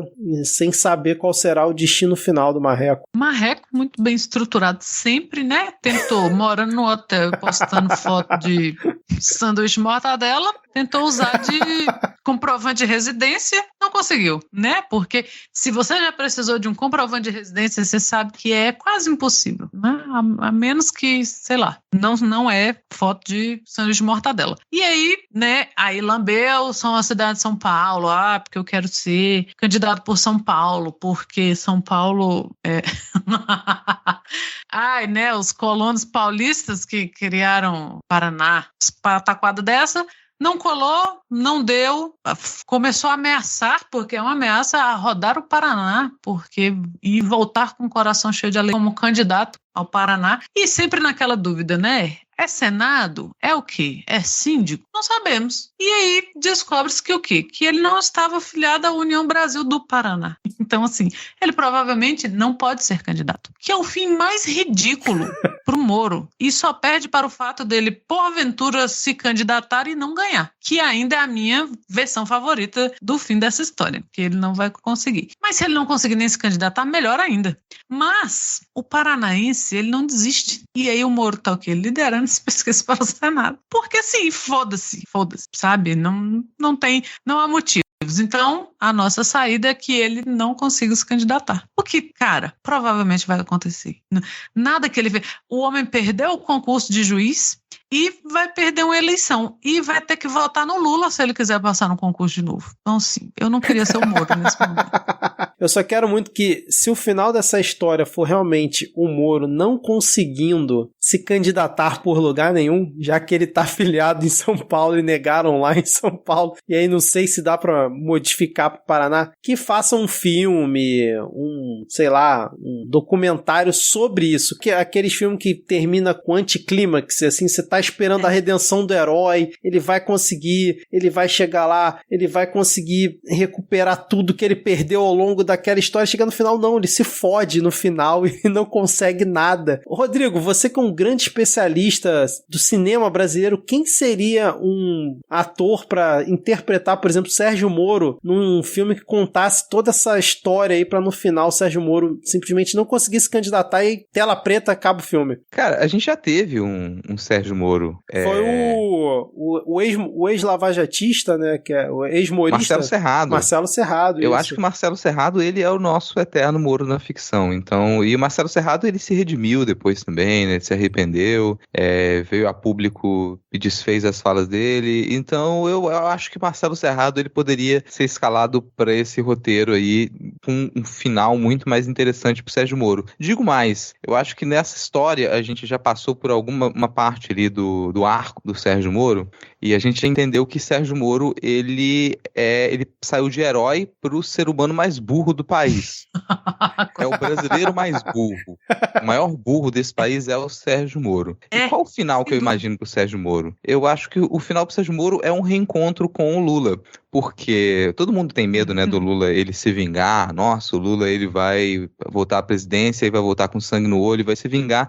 Mas o Lula já deixou muito claro que ele não tem esse espírito de vingança, pelo menos não contra as instituições. Porém, contra Moro e Dallagnol, desde quando o Lula estava preso, antes dele estar preso, ele falava, olha, esses dois aqui, ainda vai se fazer justiça no país. E sim, o Lula, obviamente, vai continuar guardando o rancor de Sérgio Moro e de Dallagnol. Agora, imagina a cena final que é Sérgio Moro num governo Lula. O Sérgio Moro vai ser investigado, ele tenta fugir para os Estados Unidos, mas ele é deportado, aí ele volta pro Brasil, descobre que Sérgio Moro tentou entrar nos Estados Unidos, como aquela cena da novela América, né, cara, com a Débora Seco dentro da parte do motor do carro ali, descobrem Sérgio Moro lá, aquela foto da carinha do Sérgio Moro quando arranca um painel do carro e tá a cara do Marcelo Serrado lá fazendo Sérgio Moro no filme.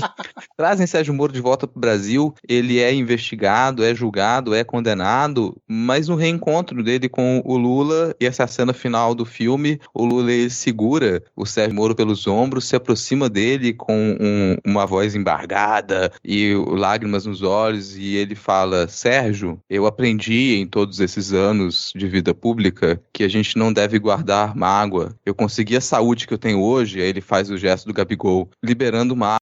E eu não quero guardar isso pra mim. Então, Sérgio, eu gostaria de te dizer que eu te perdoo, mas a lei é para todos. E aí fecha as grades. É a chance do Padilha. Porra, Padilha dirigindo. O Padilha falou que se arrepende também, né? Então a chance dele de provar arrependimento. Mas, Rodrigo, a minha versão, que é a fanfic que eu criei na minha cabeça, a hora que o Lula pegou nos ombros do Sérgio Moro, ele deu uma cabeçada e nocauteou. Porque também, né, cara? Um senhor de idade não acorda às 5 da manhã todos os dias pra malhar se ele não tiver pretendendo moer o Moro na pancada. Não tem outro. Não tem janja, não, cara. Ele quer pegar o Moro na porrada. Então, e aí o Dallagnol vai junto. Então, olha só, se você conhece o Padilha, manda essas 3 sugestões aqui pra ele. Primeiro, fazer realmente um filme do Moro. Primeira sugestão é minha, né, que termina com ele não conseguindo se candidatar por lugar nenhum, fecha a tela preta, sobe letrinha e tudo mais, sem cena pós-créditos. A segunda opção é a do Rodrigo, em que Lula perdoa Moro, mas diz que a lei é para todos, aí fecha a grade e termina o filme. E aí, a terceira opção de Ana Raíssa, que pode, inclusive, Padilha emular, né, fazer um remake da cena de Capitão Nascimento batendo no miliciano, com o Lula no lugar do Capitão Nascimento, né, dando a cabeçada ali no Moro, na hora que o Moro está tentando fugir do país, né, ele vai lá, intercepta, enfim. Temos 3 opções aí de história de um filme de Sérgio Moro, mas assim, até onde a gente sabe, pelo menos é o que se divulga, Sérgio Moro poderá ser candidato pelo Paraná. Tem esse entendimento que a gente comentou aqui, mas a princípio ele tá como candidato. E aí na pesquisa que saiu da Big Data, né, no primeiro cenário ele tem 30% das intenções de voto contra 23% do Álvaro Dias. Cara, se o Álvaro Dias perder a vaga no Senado... Essa parte eu acho divertidíssima, cara, porque a gente deu o exemplo aqui do Lula de envelhecer bem, e aí você tem um outro exemplo de um idoso que envelheceu pessimamente, né, porque o Álvaro Dias, que manda cavalaria pra cima de professor, o Álvaro Dias, vocês vão se lembrar da eleição de 2018, cara. Ele, assim, era o grande defensor do Sérgio Moro. Ele tinha um altar pro Sérgio Moro na casa dele. Ele tava querendo fazer romaria pra Sérgio Moro. E agora ele corre o risco de perder a eleição pro Sérgio Moro. Isso, cara, isso é divertidíssimo também. Assim, claro, o Paraná não tem cenário positivo. Pro eleitor paranaense, pra população paranaense, isso é tudo merda, assim. Mas olhando de fora, tem o seu quê de ironia. E o Álvaro Dias é aquele cara que em qualquer cenário que você imaginar ele tá com um copo de uísque na mão, né? Foda-se. Então Moro 30, Álvaro Dias 23, aí aparece o Paulo Martins, que é deputado do PL, né, com 7, e a doutora Rosinha do PT com 6. E aí no cenário sem o Álvaro Dias, o Moro disparado, 41%, aí, enfim. Mas vamos ver como é que serão as cenas dos próximos capítulos. A gente tem um tópico aqui também, não sei se vocês querem comentar, que foi a assessora da Simone Tebet tentando editar a Wikipédia para tirar algumas citações, mudar parte de algum texto ali que ia pegar um pouco mal pra campanha dela, e aí a assessora foi barrada da Wikipédia, né? Tiraram as alterações e a assessora foi, tipo, bloqueada. Falou, não, aqui não. Vocês viram isso? Querem comentar alguma coisa? Eu só achei curioso a gente citar a Simone Tebet, né? Terceira 20, quase não comenta aqui, tadinho. Ao contrário da mídia tradicional, a gente quase não comenta, né? Porque eu nunca vi um 1% render tanta matéria, tanta entrevista, tanto look, porque Simone Tebet está servindo looks. Ela está sempre com a jaquetinha bonita, ela está sempre com o cabelo escovado, sempre uma roupinha diferente, então... E, cara, se fudeu nessa, né? Porque a única instituição que funciona é a Wikipédia. Não adianta você enrolar em Wikipédia. É verdade, cara. Meu comentário em cima disso é novamente aí o alerta para você que vive nas redes sociais.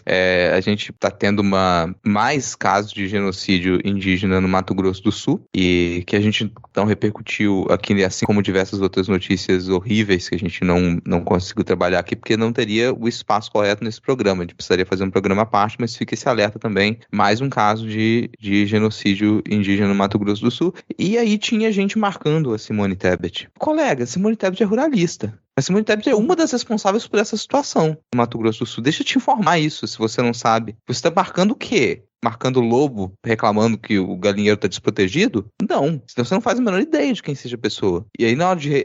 vão tentar falsificar o Wikipedia dela, vão tentar falsificar o currículo para apagar esse histórico ruralista, esse histórico de cupinização, para voltar aqui aquele termo, das instituições públicas para preservação do meio ambiente das populações dos povos da floresta. É isso, cara. É isso que Simone Tebet é. E não dá para encobrir, não dá para pessoa se esquecer disso, e na hora que você tem uma situação dessa, você ir lá e marcar parlamentar como se ela não fosse uma das responsáveis por essa situação. Então fica aqui esse lembrete, se você não sabe o que está acontecendo, você procura também para se informar, porque tende a piorar a situação no Mato Grosso do Sul. A gente já teve ataques, a gente já teve prováveis mortes, não acompanhei com todos os detalhes. Nessa última semana foi tudo uma grande desgraceira, não dava pra gente acompanhar tudo, mas fica esse alerta. Pelo amor de Deus, você não conhece a parlamentar do seu próprio estado para você começar a marcar achando que vai ter algum tipo de proteção quando ela tá atacando? Não. Exatamente, cara. Então vamos aqui pro nosso próximo tópico. Acordo entre Haddad e Márcio França parece que vai sair, onde Haddad seria candidato ao governo e o Márcio França candidato ao Senado, né, formando ali uma chapa. E isso, eu vi uma notícia um pouco antes de a gente começar a gravar, né, que parece que o Márcio França teria dito isso na cúpula do PSB, caso o Kassab apoie Tarcísio Freitas, lá em São Paulo. Então, o que vocês acham? Vocês acham que é uma boa Haddad vir como cabeça de chapa para o governo e o França para o Senado? Eu achei interessante essa combinação, né? Não dividir votos no primeiro turno para governador e o Márcio França com grandes chances para o Senado sem o Datena no cenário, obviamente. Né? A gente tá manejando crise, né? Pois é, né? Datena, disse o Vitor, cada 4 anos é uma ameaça. Mas sei lá, meio manejo de crise para mim, assim. Ficar nessas, pô, Márcio França, pô, Haddad. Aí falaram que a Marina talvez sairia como vice do Haddad, né? Será? Olha, acho difícil, hein? Bicho, não sei porque que a Marina já não mandou esse povo se lascar e sai fora. Não, o foda é realmente a gente tá dependendo de Márcio França pra poder, né? É o que você falou, né? Mas já tem o Alckmin lá, né, cara? A gente ainda não tinha comentado do Alckmin aqui no episódio.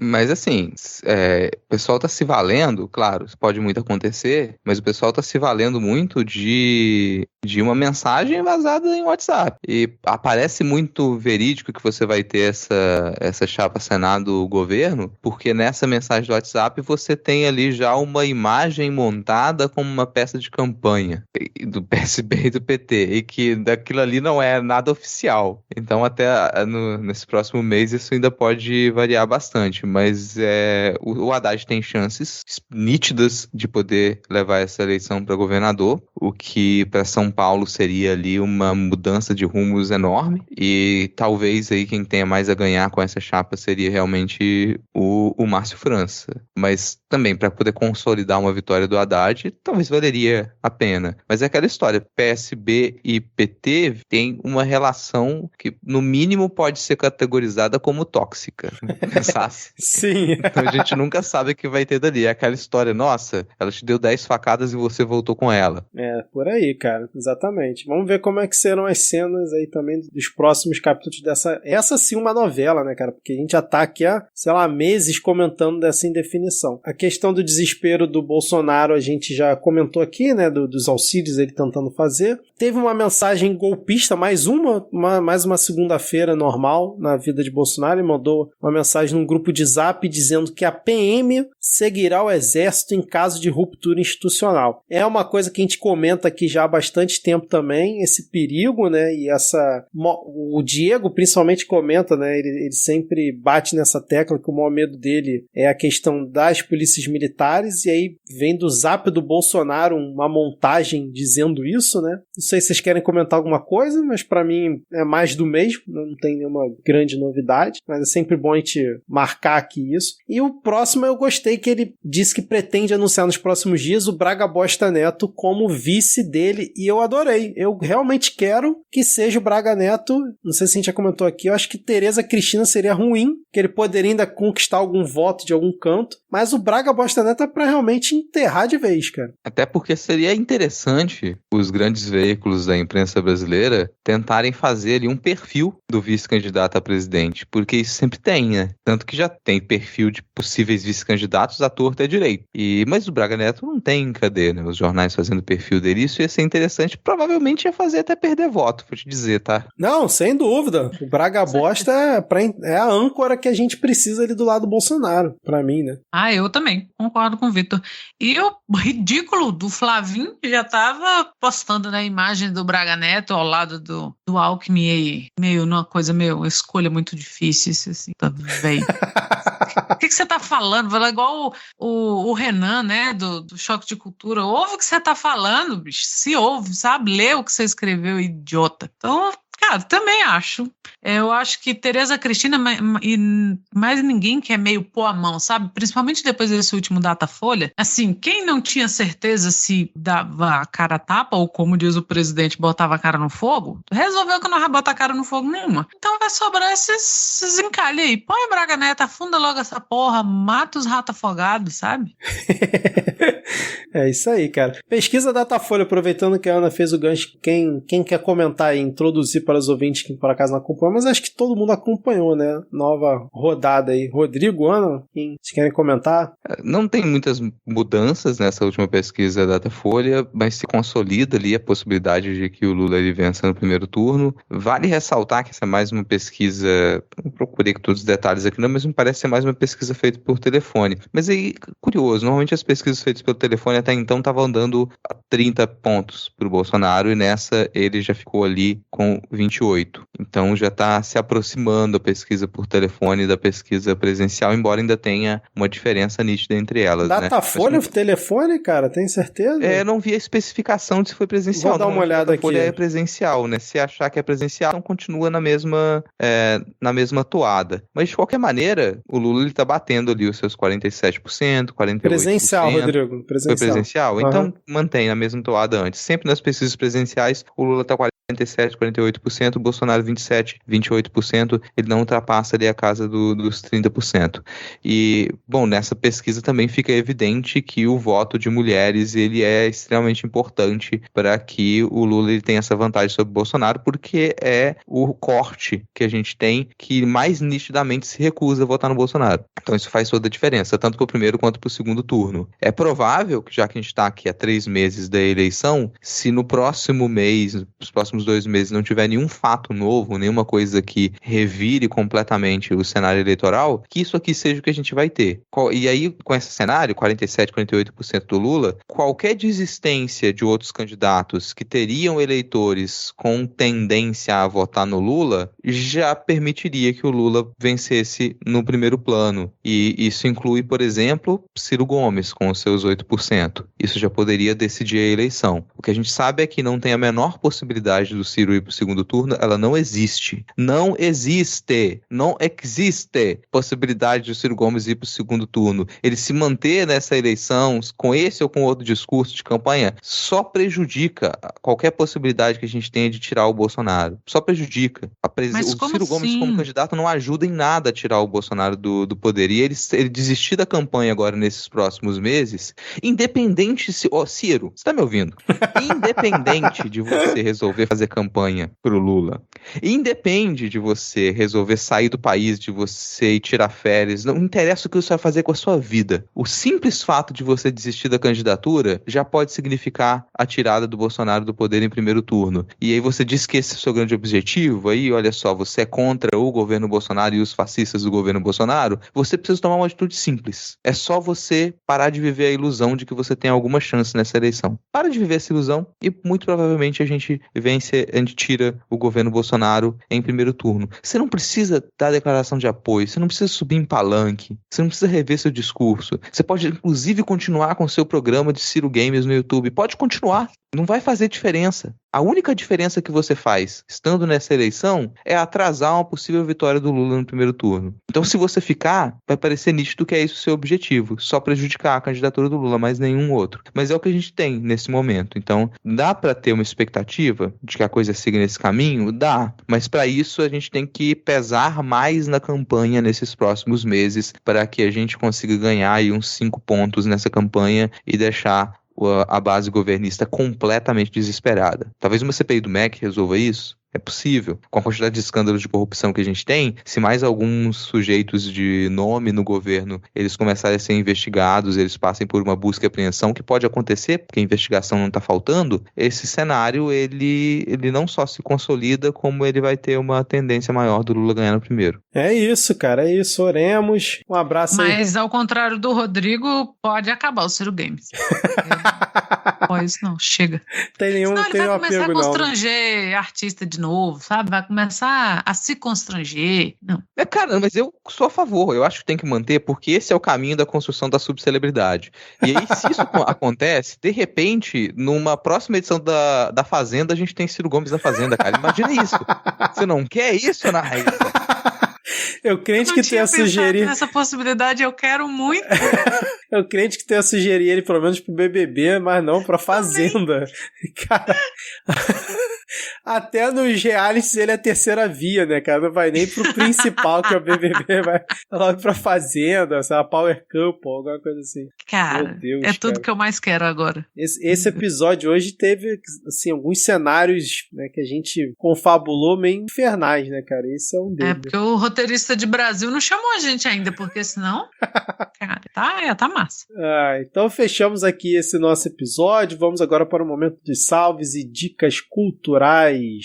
Deixa eu começar aqui pela @rosematos18, que tá sempre lembrando, né, comentando os episódios. Um salve para toda a bancada, um salve especial pro Vitor, que estava dodói. Valeu, Rose, muito obrigado. Dica da semana da Jinx é tomem sol. Importantíssima essa dica, então eu reforço aqui, tomem sol sempre que possível. Não muito, mas o suficiente ali para você ter a vitamina D do dia. Denis Almeida, não sei se eu acabei de falar uma grande bobagem, mas enfim. Denis Almeida, salve para todos da bancada. Espero estar de férias quando ouvir o salve de vocês. Que julho seja um mês de alegrias, pois junho está sendo de doer. Denis, então espero muito que você esteja de férias ouvindo nesse momento aqui esse salve. Boas férias para você. Você tem um julho muito agradável.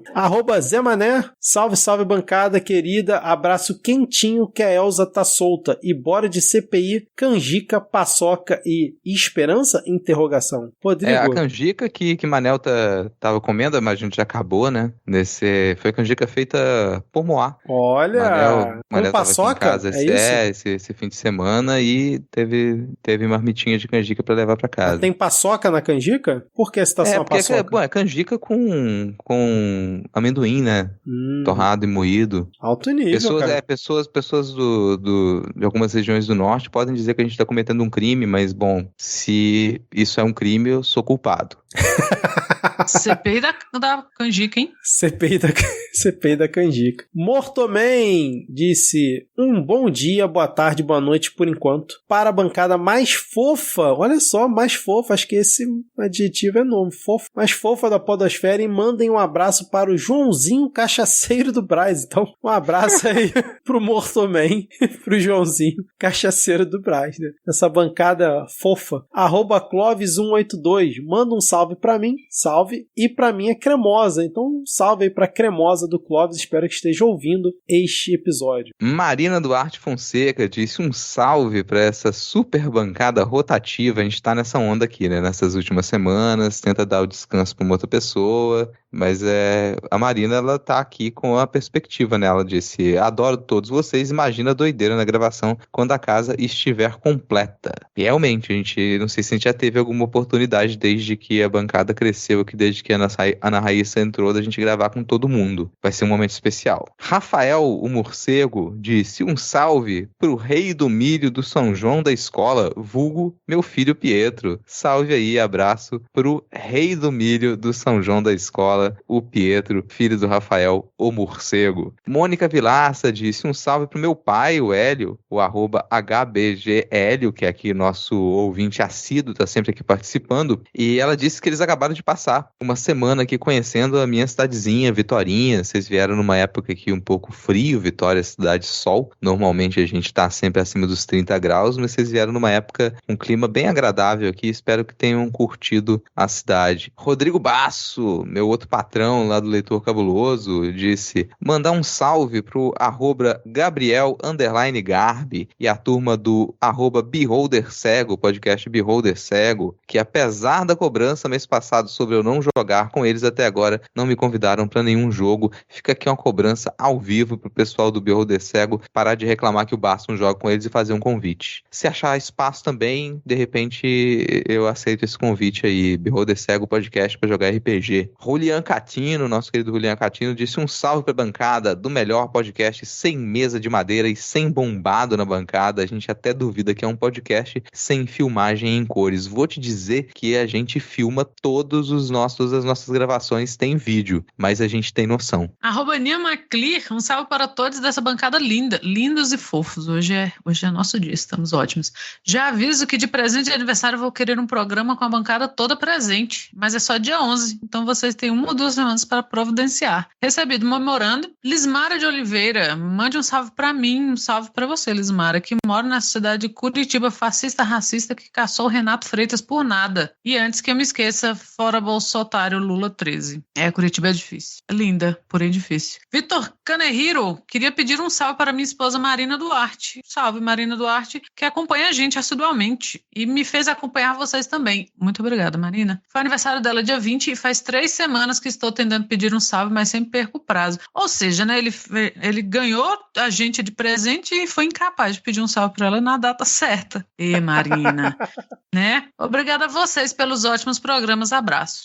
Jornal Ataque, um abraço pro Jornal Ataque e para todos da bancada do Esquinelo Cast, né? Diego, saudades. E Mariane Yurk, queria mandar um beijo para a bancada mais crocante e cremosa do Brasil. Nós estamos irresistíveis. Tá demais, né, cara? Vamos então cantar o parabéns pra Marina Duarte, que é nosso ouvinte, inclusive teve salve dela hoje aqui, né? E agora o Victor pedindo salve pra ela. Então, um parabéns especial aqui pra Marina. Em 3, 2, 1. Parabéns pra você. Para Marina. Parabéns pra Marina, que não é a Silva. Parabéns pra Marina, que não é a Silva. Parabéns pra Marina Duarte Fonseca. Oh! Então, excelente. Dicas culturais. Deixa eu começar aqui rapidinho. Quero indicar Breaking Bad para quem por acaso ainda não assistiu. Eu tô há anos, estava há anos parado na terceira temporada de Breaking Bad. E aí, com a questão da Covid, onde fiquei isolado, resolvi maratonar e terminei de assistir, né, a quarta e quinta temporada. Uma belíssima série. Walter White é um baita personagem, mas o Pinkman, para mim, é o grande astro de Breaking Bad. Então assistam, né, caso você não conheça ou se parou e não conseguiu continuar, tem lá no Netflix. E aí na esteira disso eu quero indicar também o filme El Camino, que é a continuidade do Breaking Bad. O filme começa a partir do último episódio da série. Então assim, pra você que por acaso assistiu a série toda, mas não assistiu o filme, também tá no Netflix e conta ali basicamente a história do Pinkman. E é bem legal, cara. Um filme bem legal, principalmente, né, pra quem ainda tem ali as memórias da série. Então fica as duas recomendações. Eu vou começar aqui as minhas recomendações de outro com um podcast, né? Eu sempre recomendo um podcast. Dessa semana é o Tempo Quente, que é um podcast da Rádio Novelo, apresentado pela Giovanna Girardi. E é um podcast sobre crise climática. Então ali você vai encontrar alguns episódios, Amazônia Sitiada, No Clima do Liberal Geral, O Agro é Punk, Alerta Vermelho. O podcast começou há pouco tempo. O primeiro episódio foi de maio de 2021. Lançado episódio agora até final de junho. Hoje lançou mais um episódio. Então, um podcast recente para você começar a acompanhar aí e entender algumas dos pontos desesperadores da crise climática que passa o mundo inteiro. Vou sugerir também um filme que é o Everything Everywhere All at Once, ou, na tradução que eu prefiro, Tudo Junto e Misturado, que é um filme sobre multiverso, sobre universos paralelos. E ele é muito bom, mas muito bom mesmo, assim. E fugindo, né, aquela regra que eu estipulo pro IMDb, que é filmes abaixo de 5 pontos, esse filme tá com 8,3 no IMDb. Ele é muito divertido, tem muita comédia, é um filme que aposta no absurdo. Quando você pensa que o filme encontrou seu limite, ele fala limite aqui não. Então não é um filme pra assistir com a família, depende, né, se a sua família ela vale a pena, com certeza você vai querer assistir esse filme com ela. Até chegar em certas partes que talvez pra criança não seja muito interessante, mas fica aí essa minha dica, muito divertido. E vou, como última dica aqui, corrigir um erro meu da semana passada, porque era pra eu ter feito essa indicação na semana passada, porque foi lançado logo no episódio com participação de Ariel Machado, o curta com direção de Ariel Machado e Morgana Mendes, que é o Tupana X-Cama. É curtinho mesmo, assim, são 5 minutos, pouco mais de 5 minutos de curta. É um curta com uma animação, mistura animação tradicional e stop motion para falar um pouco sobre luto, de uma maneira mais lúdica. Tem audiodescrição no curta também. A consultoria de audiodescrição ficou pelo Felipe Mianes. Tá aqui linkado para vocês assistirem no YouTube. Esse curta, Ariel Machado participou aqui de 2 episódios atrás. Era para eu ter feito nas dicas culturais da semana passada, me esqueci porque eu sou tapado, mas tá aqui a correção do erro, tá linkado aqui para vocês assistirem o curta Tupana X-Cama. Eu vou fazer a indicação de sempre, foda-se, e é o meu podcast com o Lucas Mota. Porque, cara, olha, valorizem os seus fazedores de podcast, porque é um trampo, mas é um trampo que a gente gosta muito. Então eu tô lá com o Lucas Mota a cada 15 dias, meia hora, em média, os episódios falando de literatura, trazendo umas discussões, né, que é o que a gente sempre fala, discutindo o Brasil através da literatura e a literatura com filtro de Brasil. Então, dá uma moral pra gente lá, suposta leitura nas redes sociais e no Telegram. E eu vou indicar um livro, que é o Tupinilândia, do Samir Machado de Machado, com esse sobrenome assim mesmo, que saiu pela Todavia em 2018. É um livro maior, assim, ele tem umas 500 páginas. E, cara, é um livro muito interessante, porque ele é meio um romance histórico, assim, mas ele se passa na década de 80 e a gente acompanha, na primeira metade dele, a gente acompanha um jornalista que vai escrever para um rico excêntrico que, apesar de rico, é um cara que não quer ter muito a ver com a ditadura militar e é muito, muito orgulhoso de ser brasileiro. Ele não chega a ser um ufanista, mas ele faz no coração do Pará, em Altamira, um parque de diversões meio nos moldes da Disneylândia chamado Tupinilândia, que somente é referências brasileiras. E assim, tinha tudo para ser brega, tinha tudo para ser ufanista e não é. É muito bom. Então a gente acompanha esse jornalista que ele chama para documentar ali, porque ele quer que seja feita uma biografia ao mesmo tempo que o parque nasce. E a história começa em 1984, que é quando a gente já está discutindo, né, a reabertura né, uma volta à democracia, e a gente ainda tem aquelas coisas meio, e aí, vai ter eleição? E o que a gente faz com esses milicos? E aí começa a partir daí. E até a metade é anos 80, depois dos anos 2000, que é quando a gente acompanha um estudioso que ele é meio fixado na história desse parque, e ele quer estudar, né, como se fosse uma arqueologia de um passado mais recente. E aí ele quer estudar a Tupinilândia. Então a gente tem muita referência à cultura brasileira, cultura pop brasileira, né, porque a gente está acostumado com cultura pop, a gente pensa sempre de Marvel para trás. E não, assim, é cultura pop brasileira, é diversas marcas de refrigerante brasileiro, o caralho é 4. Vale muito a pena, é um bom livro. Ele é grande, mas ele tem uma leitura ágil, porque às vezes fala livro grande, a galera fica meio assustada, né? Então vale muito a pena. Chama Tupinilândia, tem uma capa bacaníssima, o cara todavia faz esses livros bonitos, né, pra gente ter vontade de comprar. Então fica aí a dica, e se lerem, aliás, me contem, e vão lá no Suposta Leitura, que tem mais dicas por lá sempre.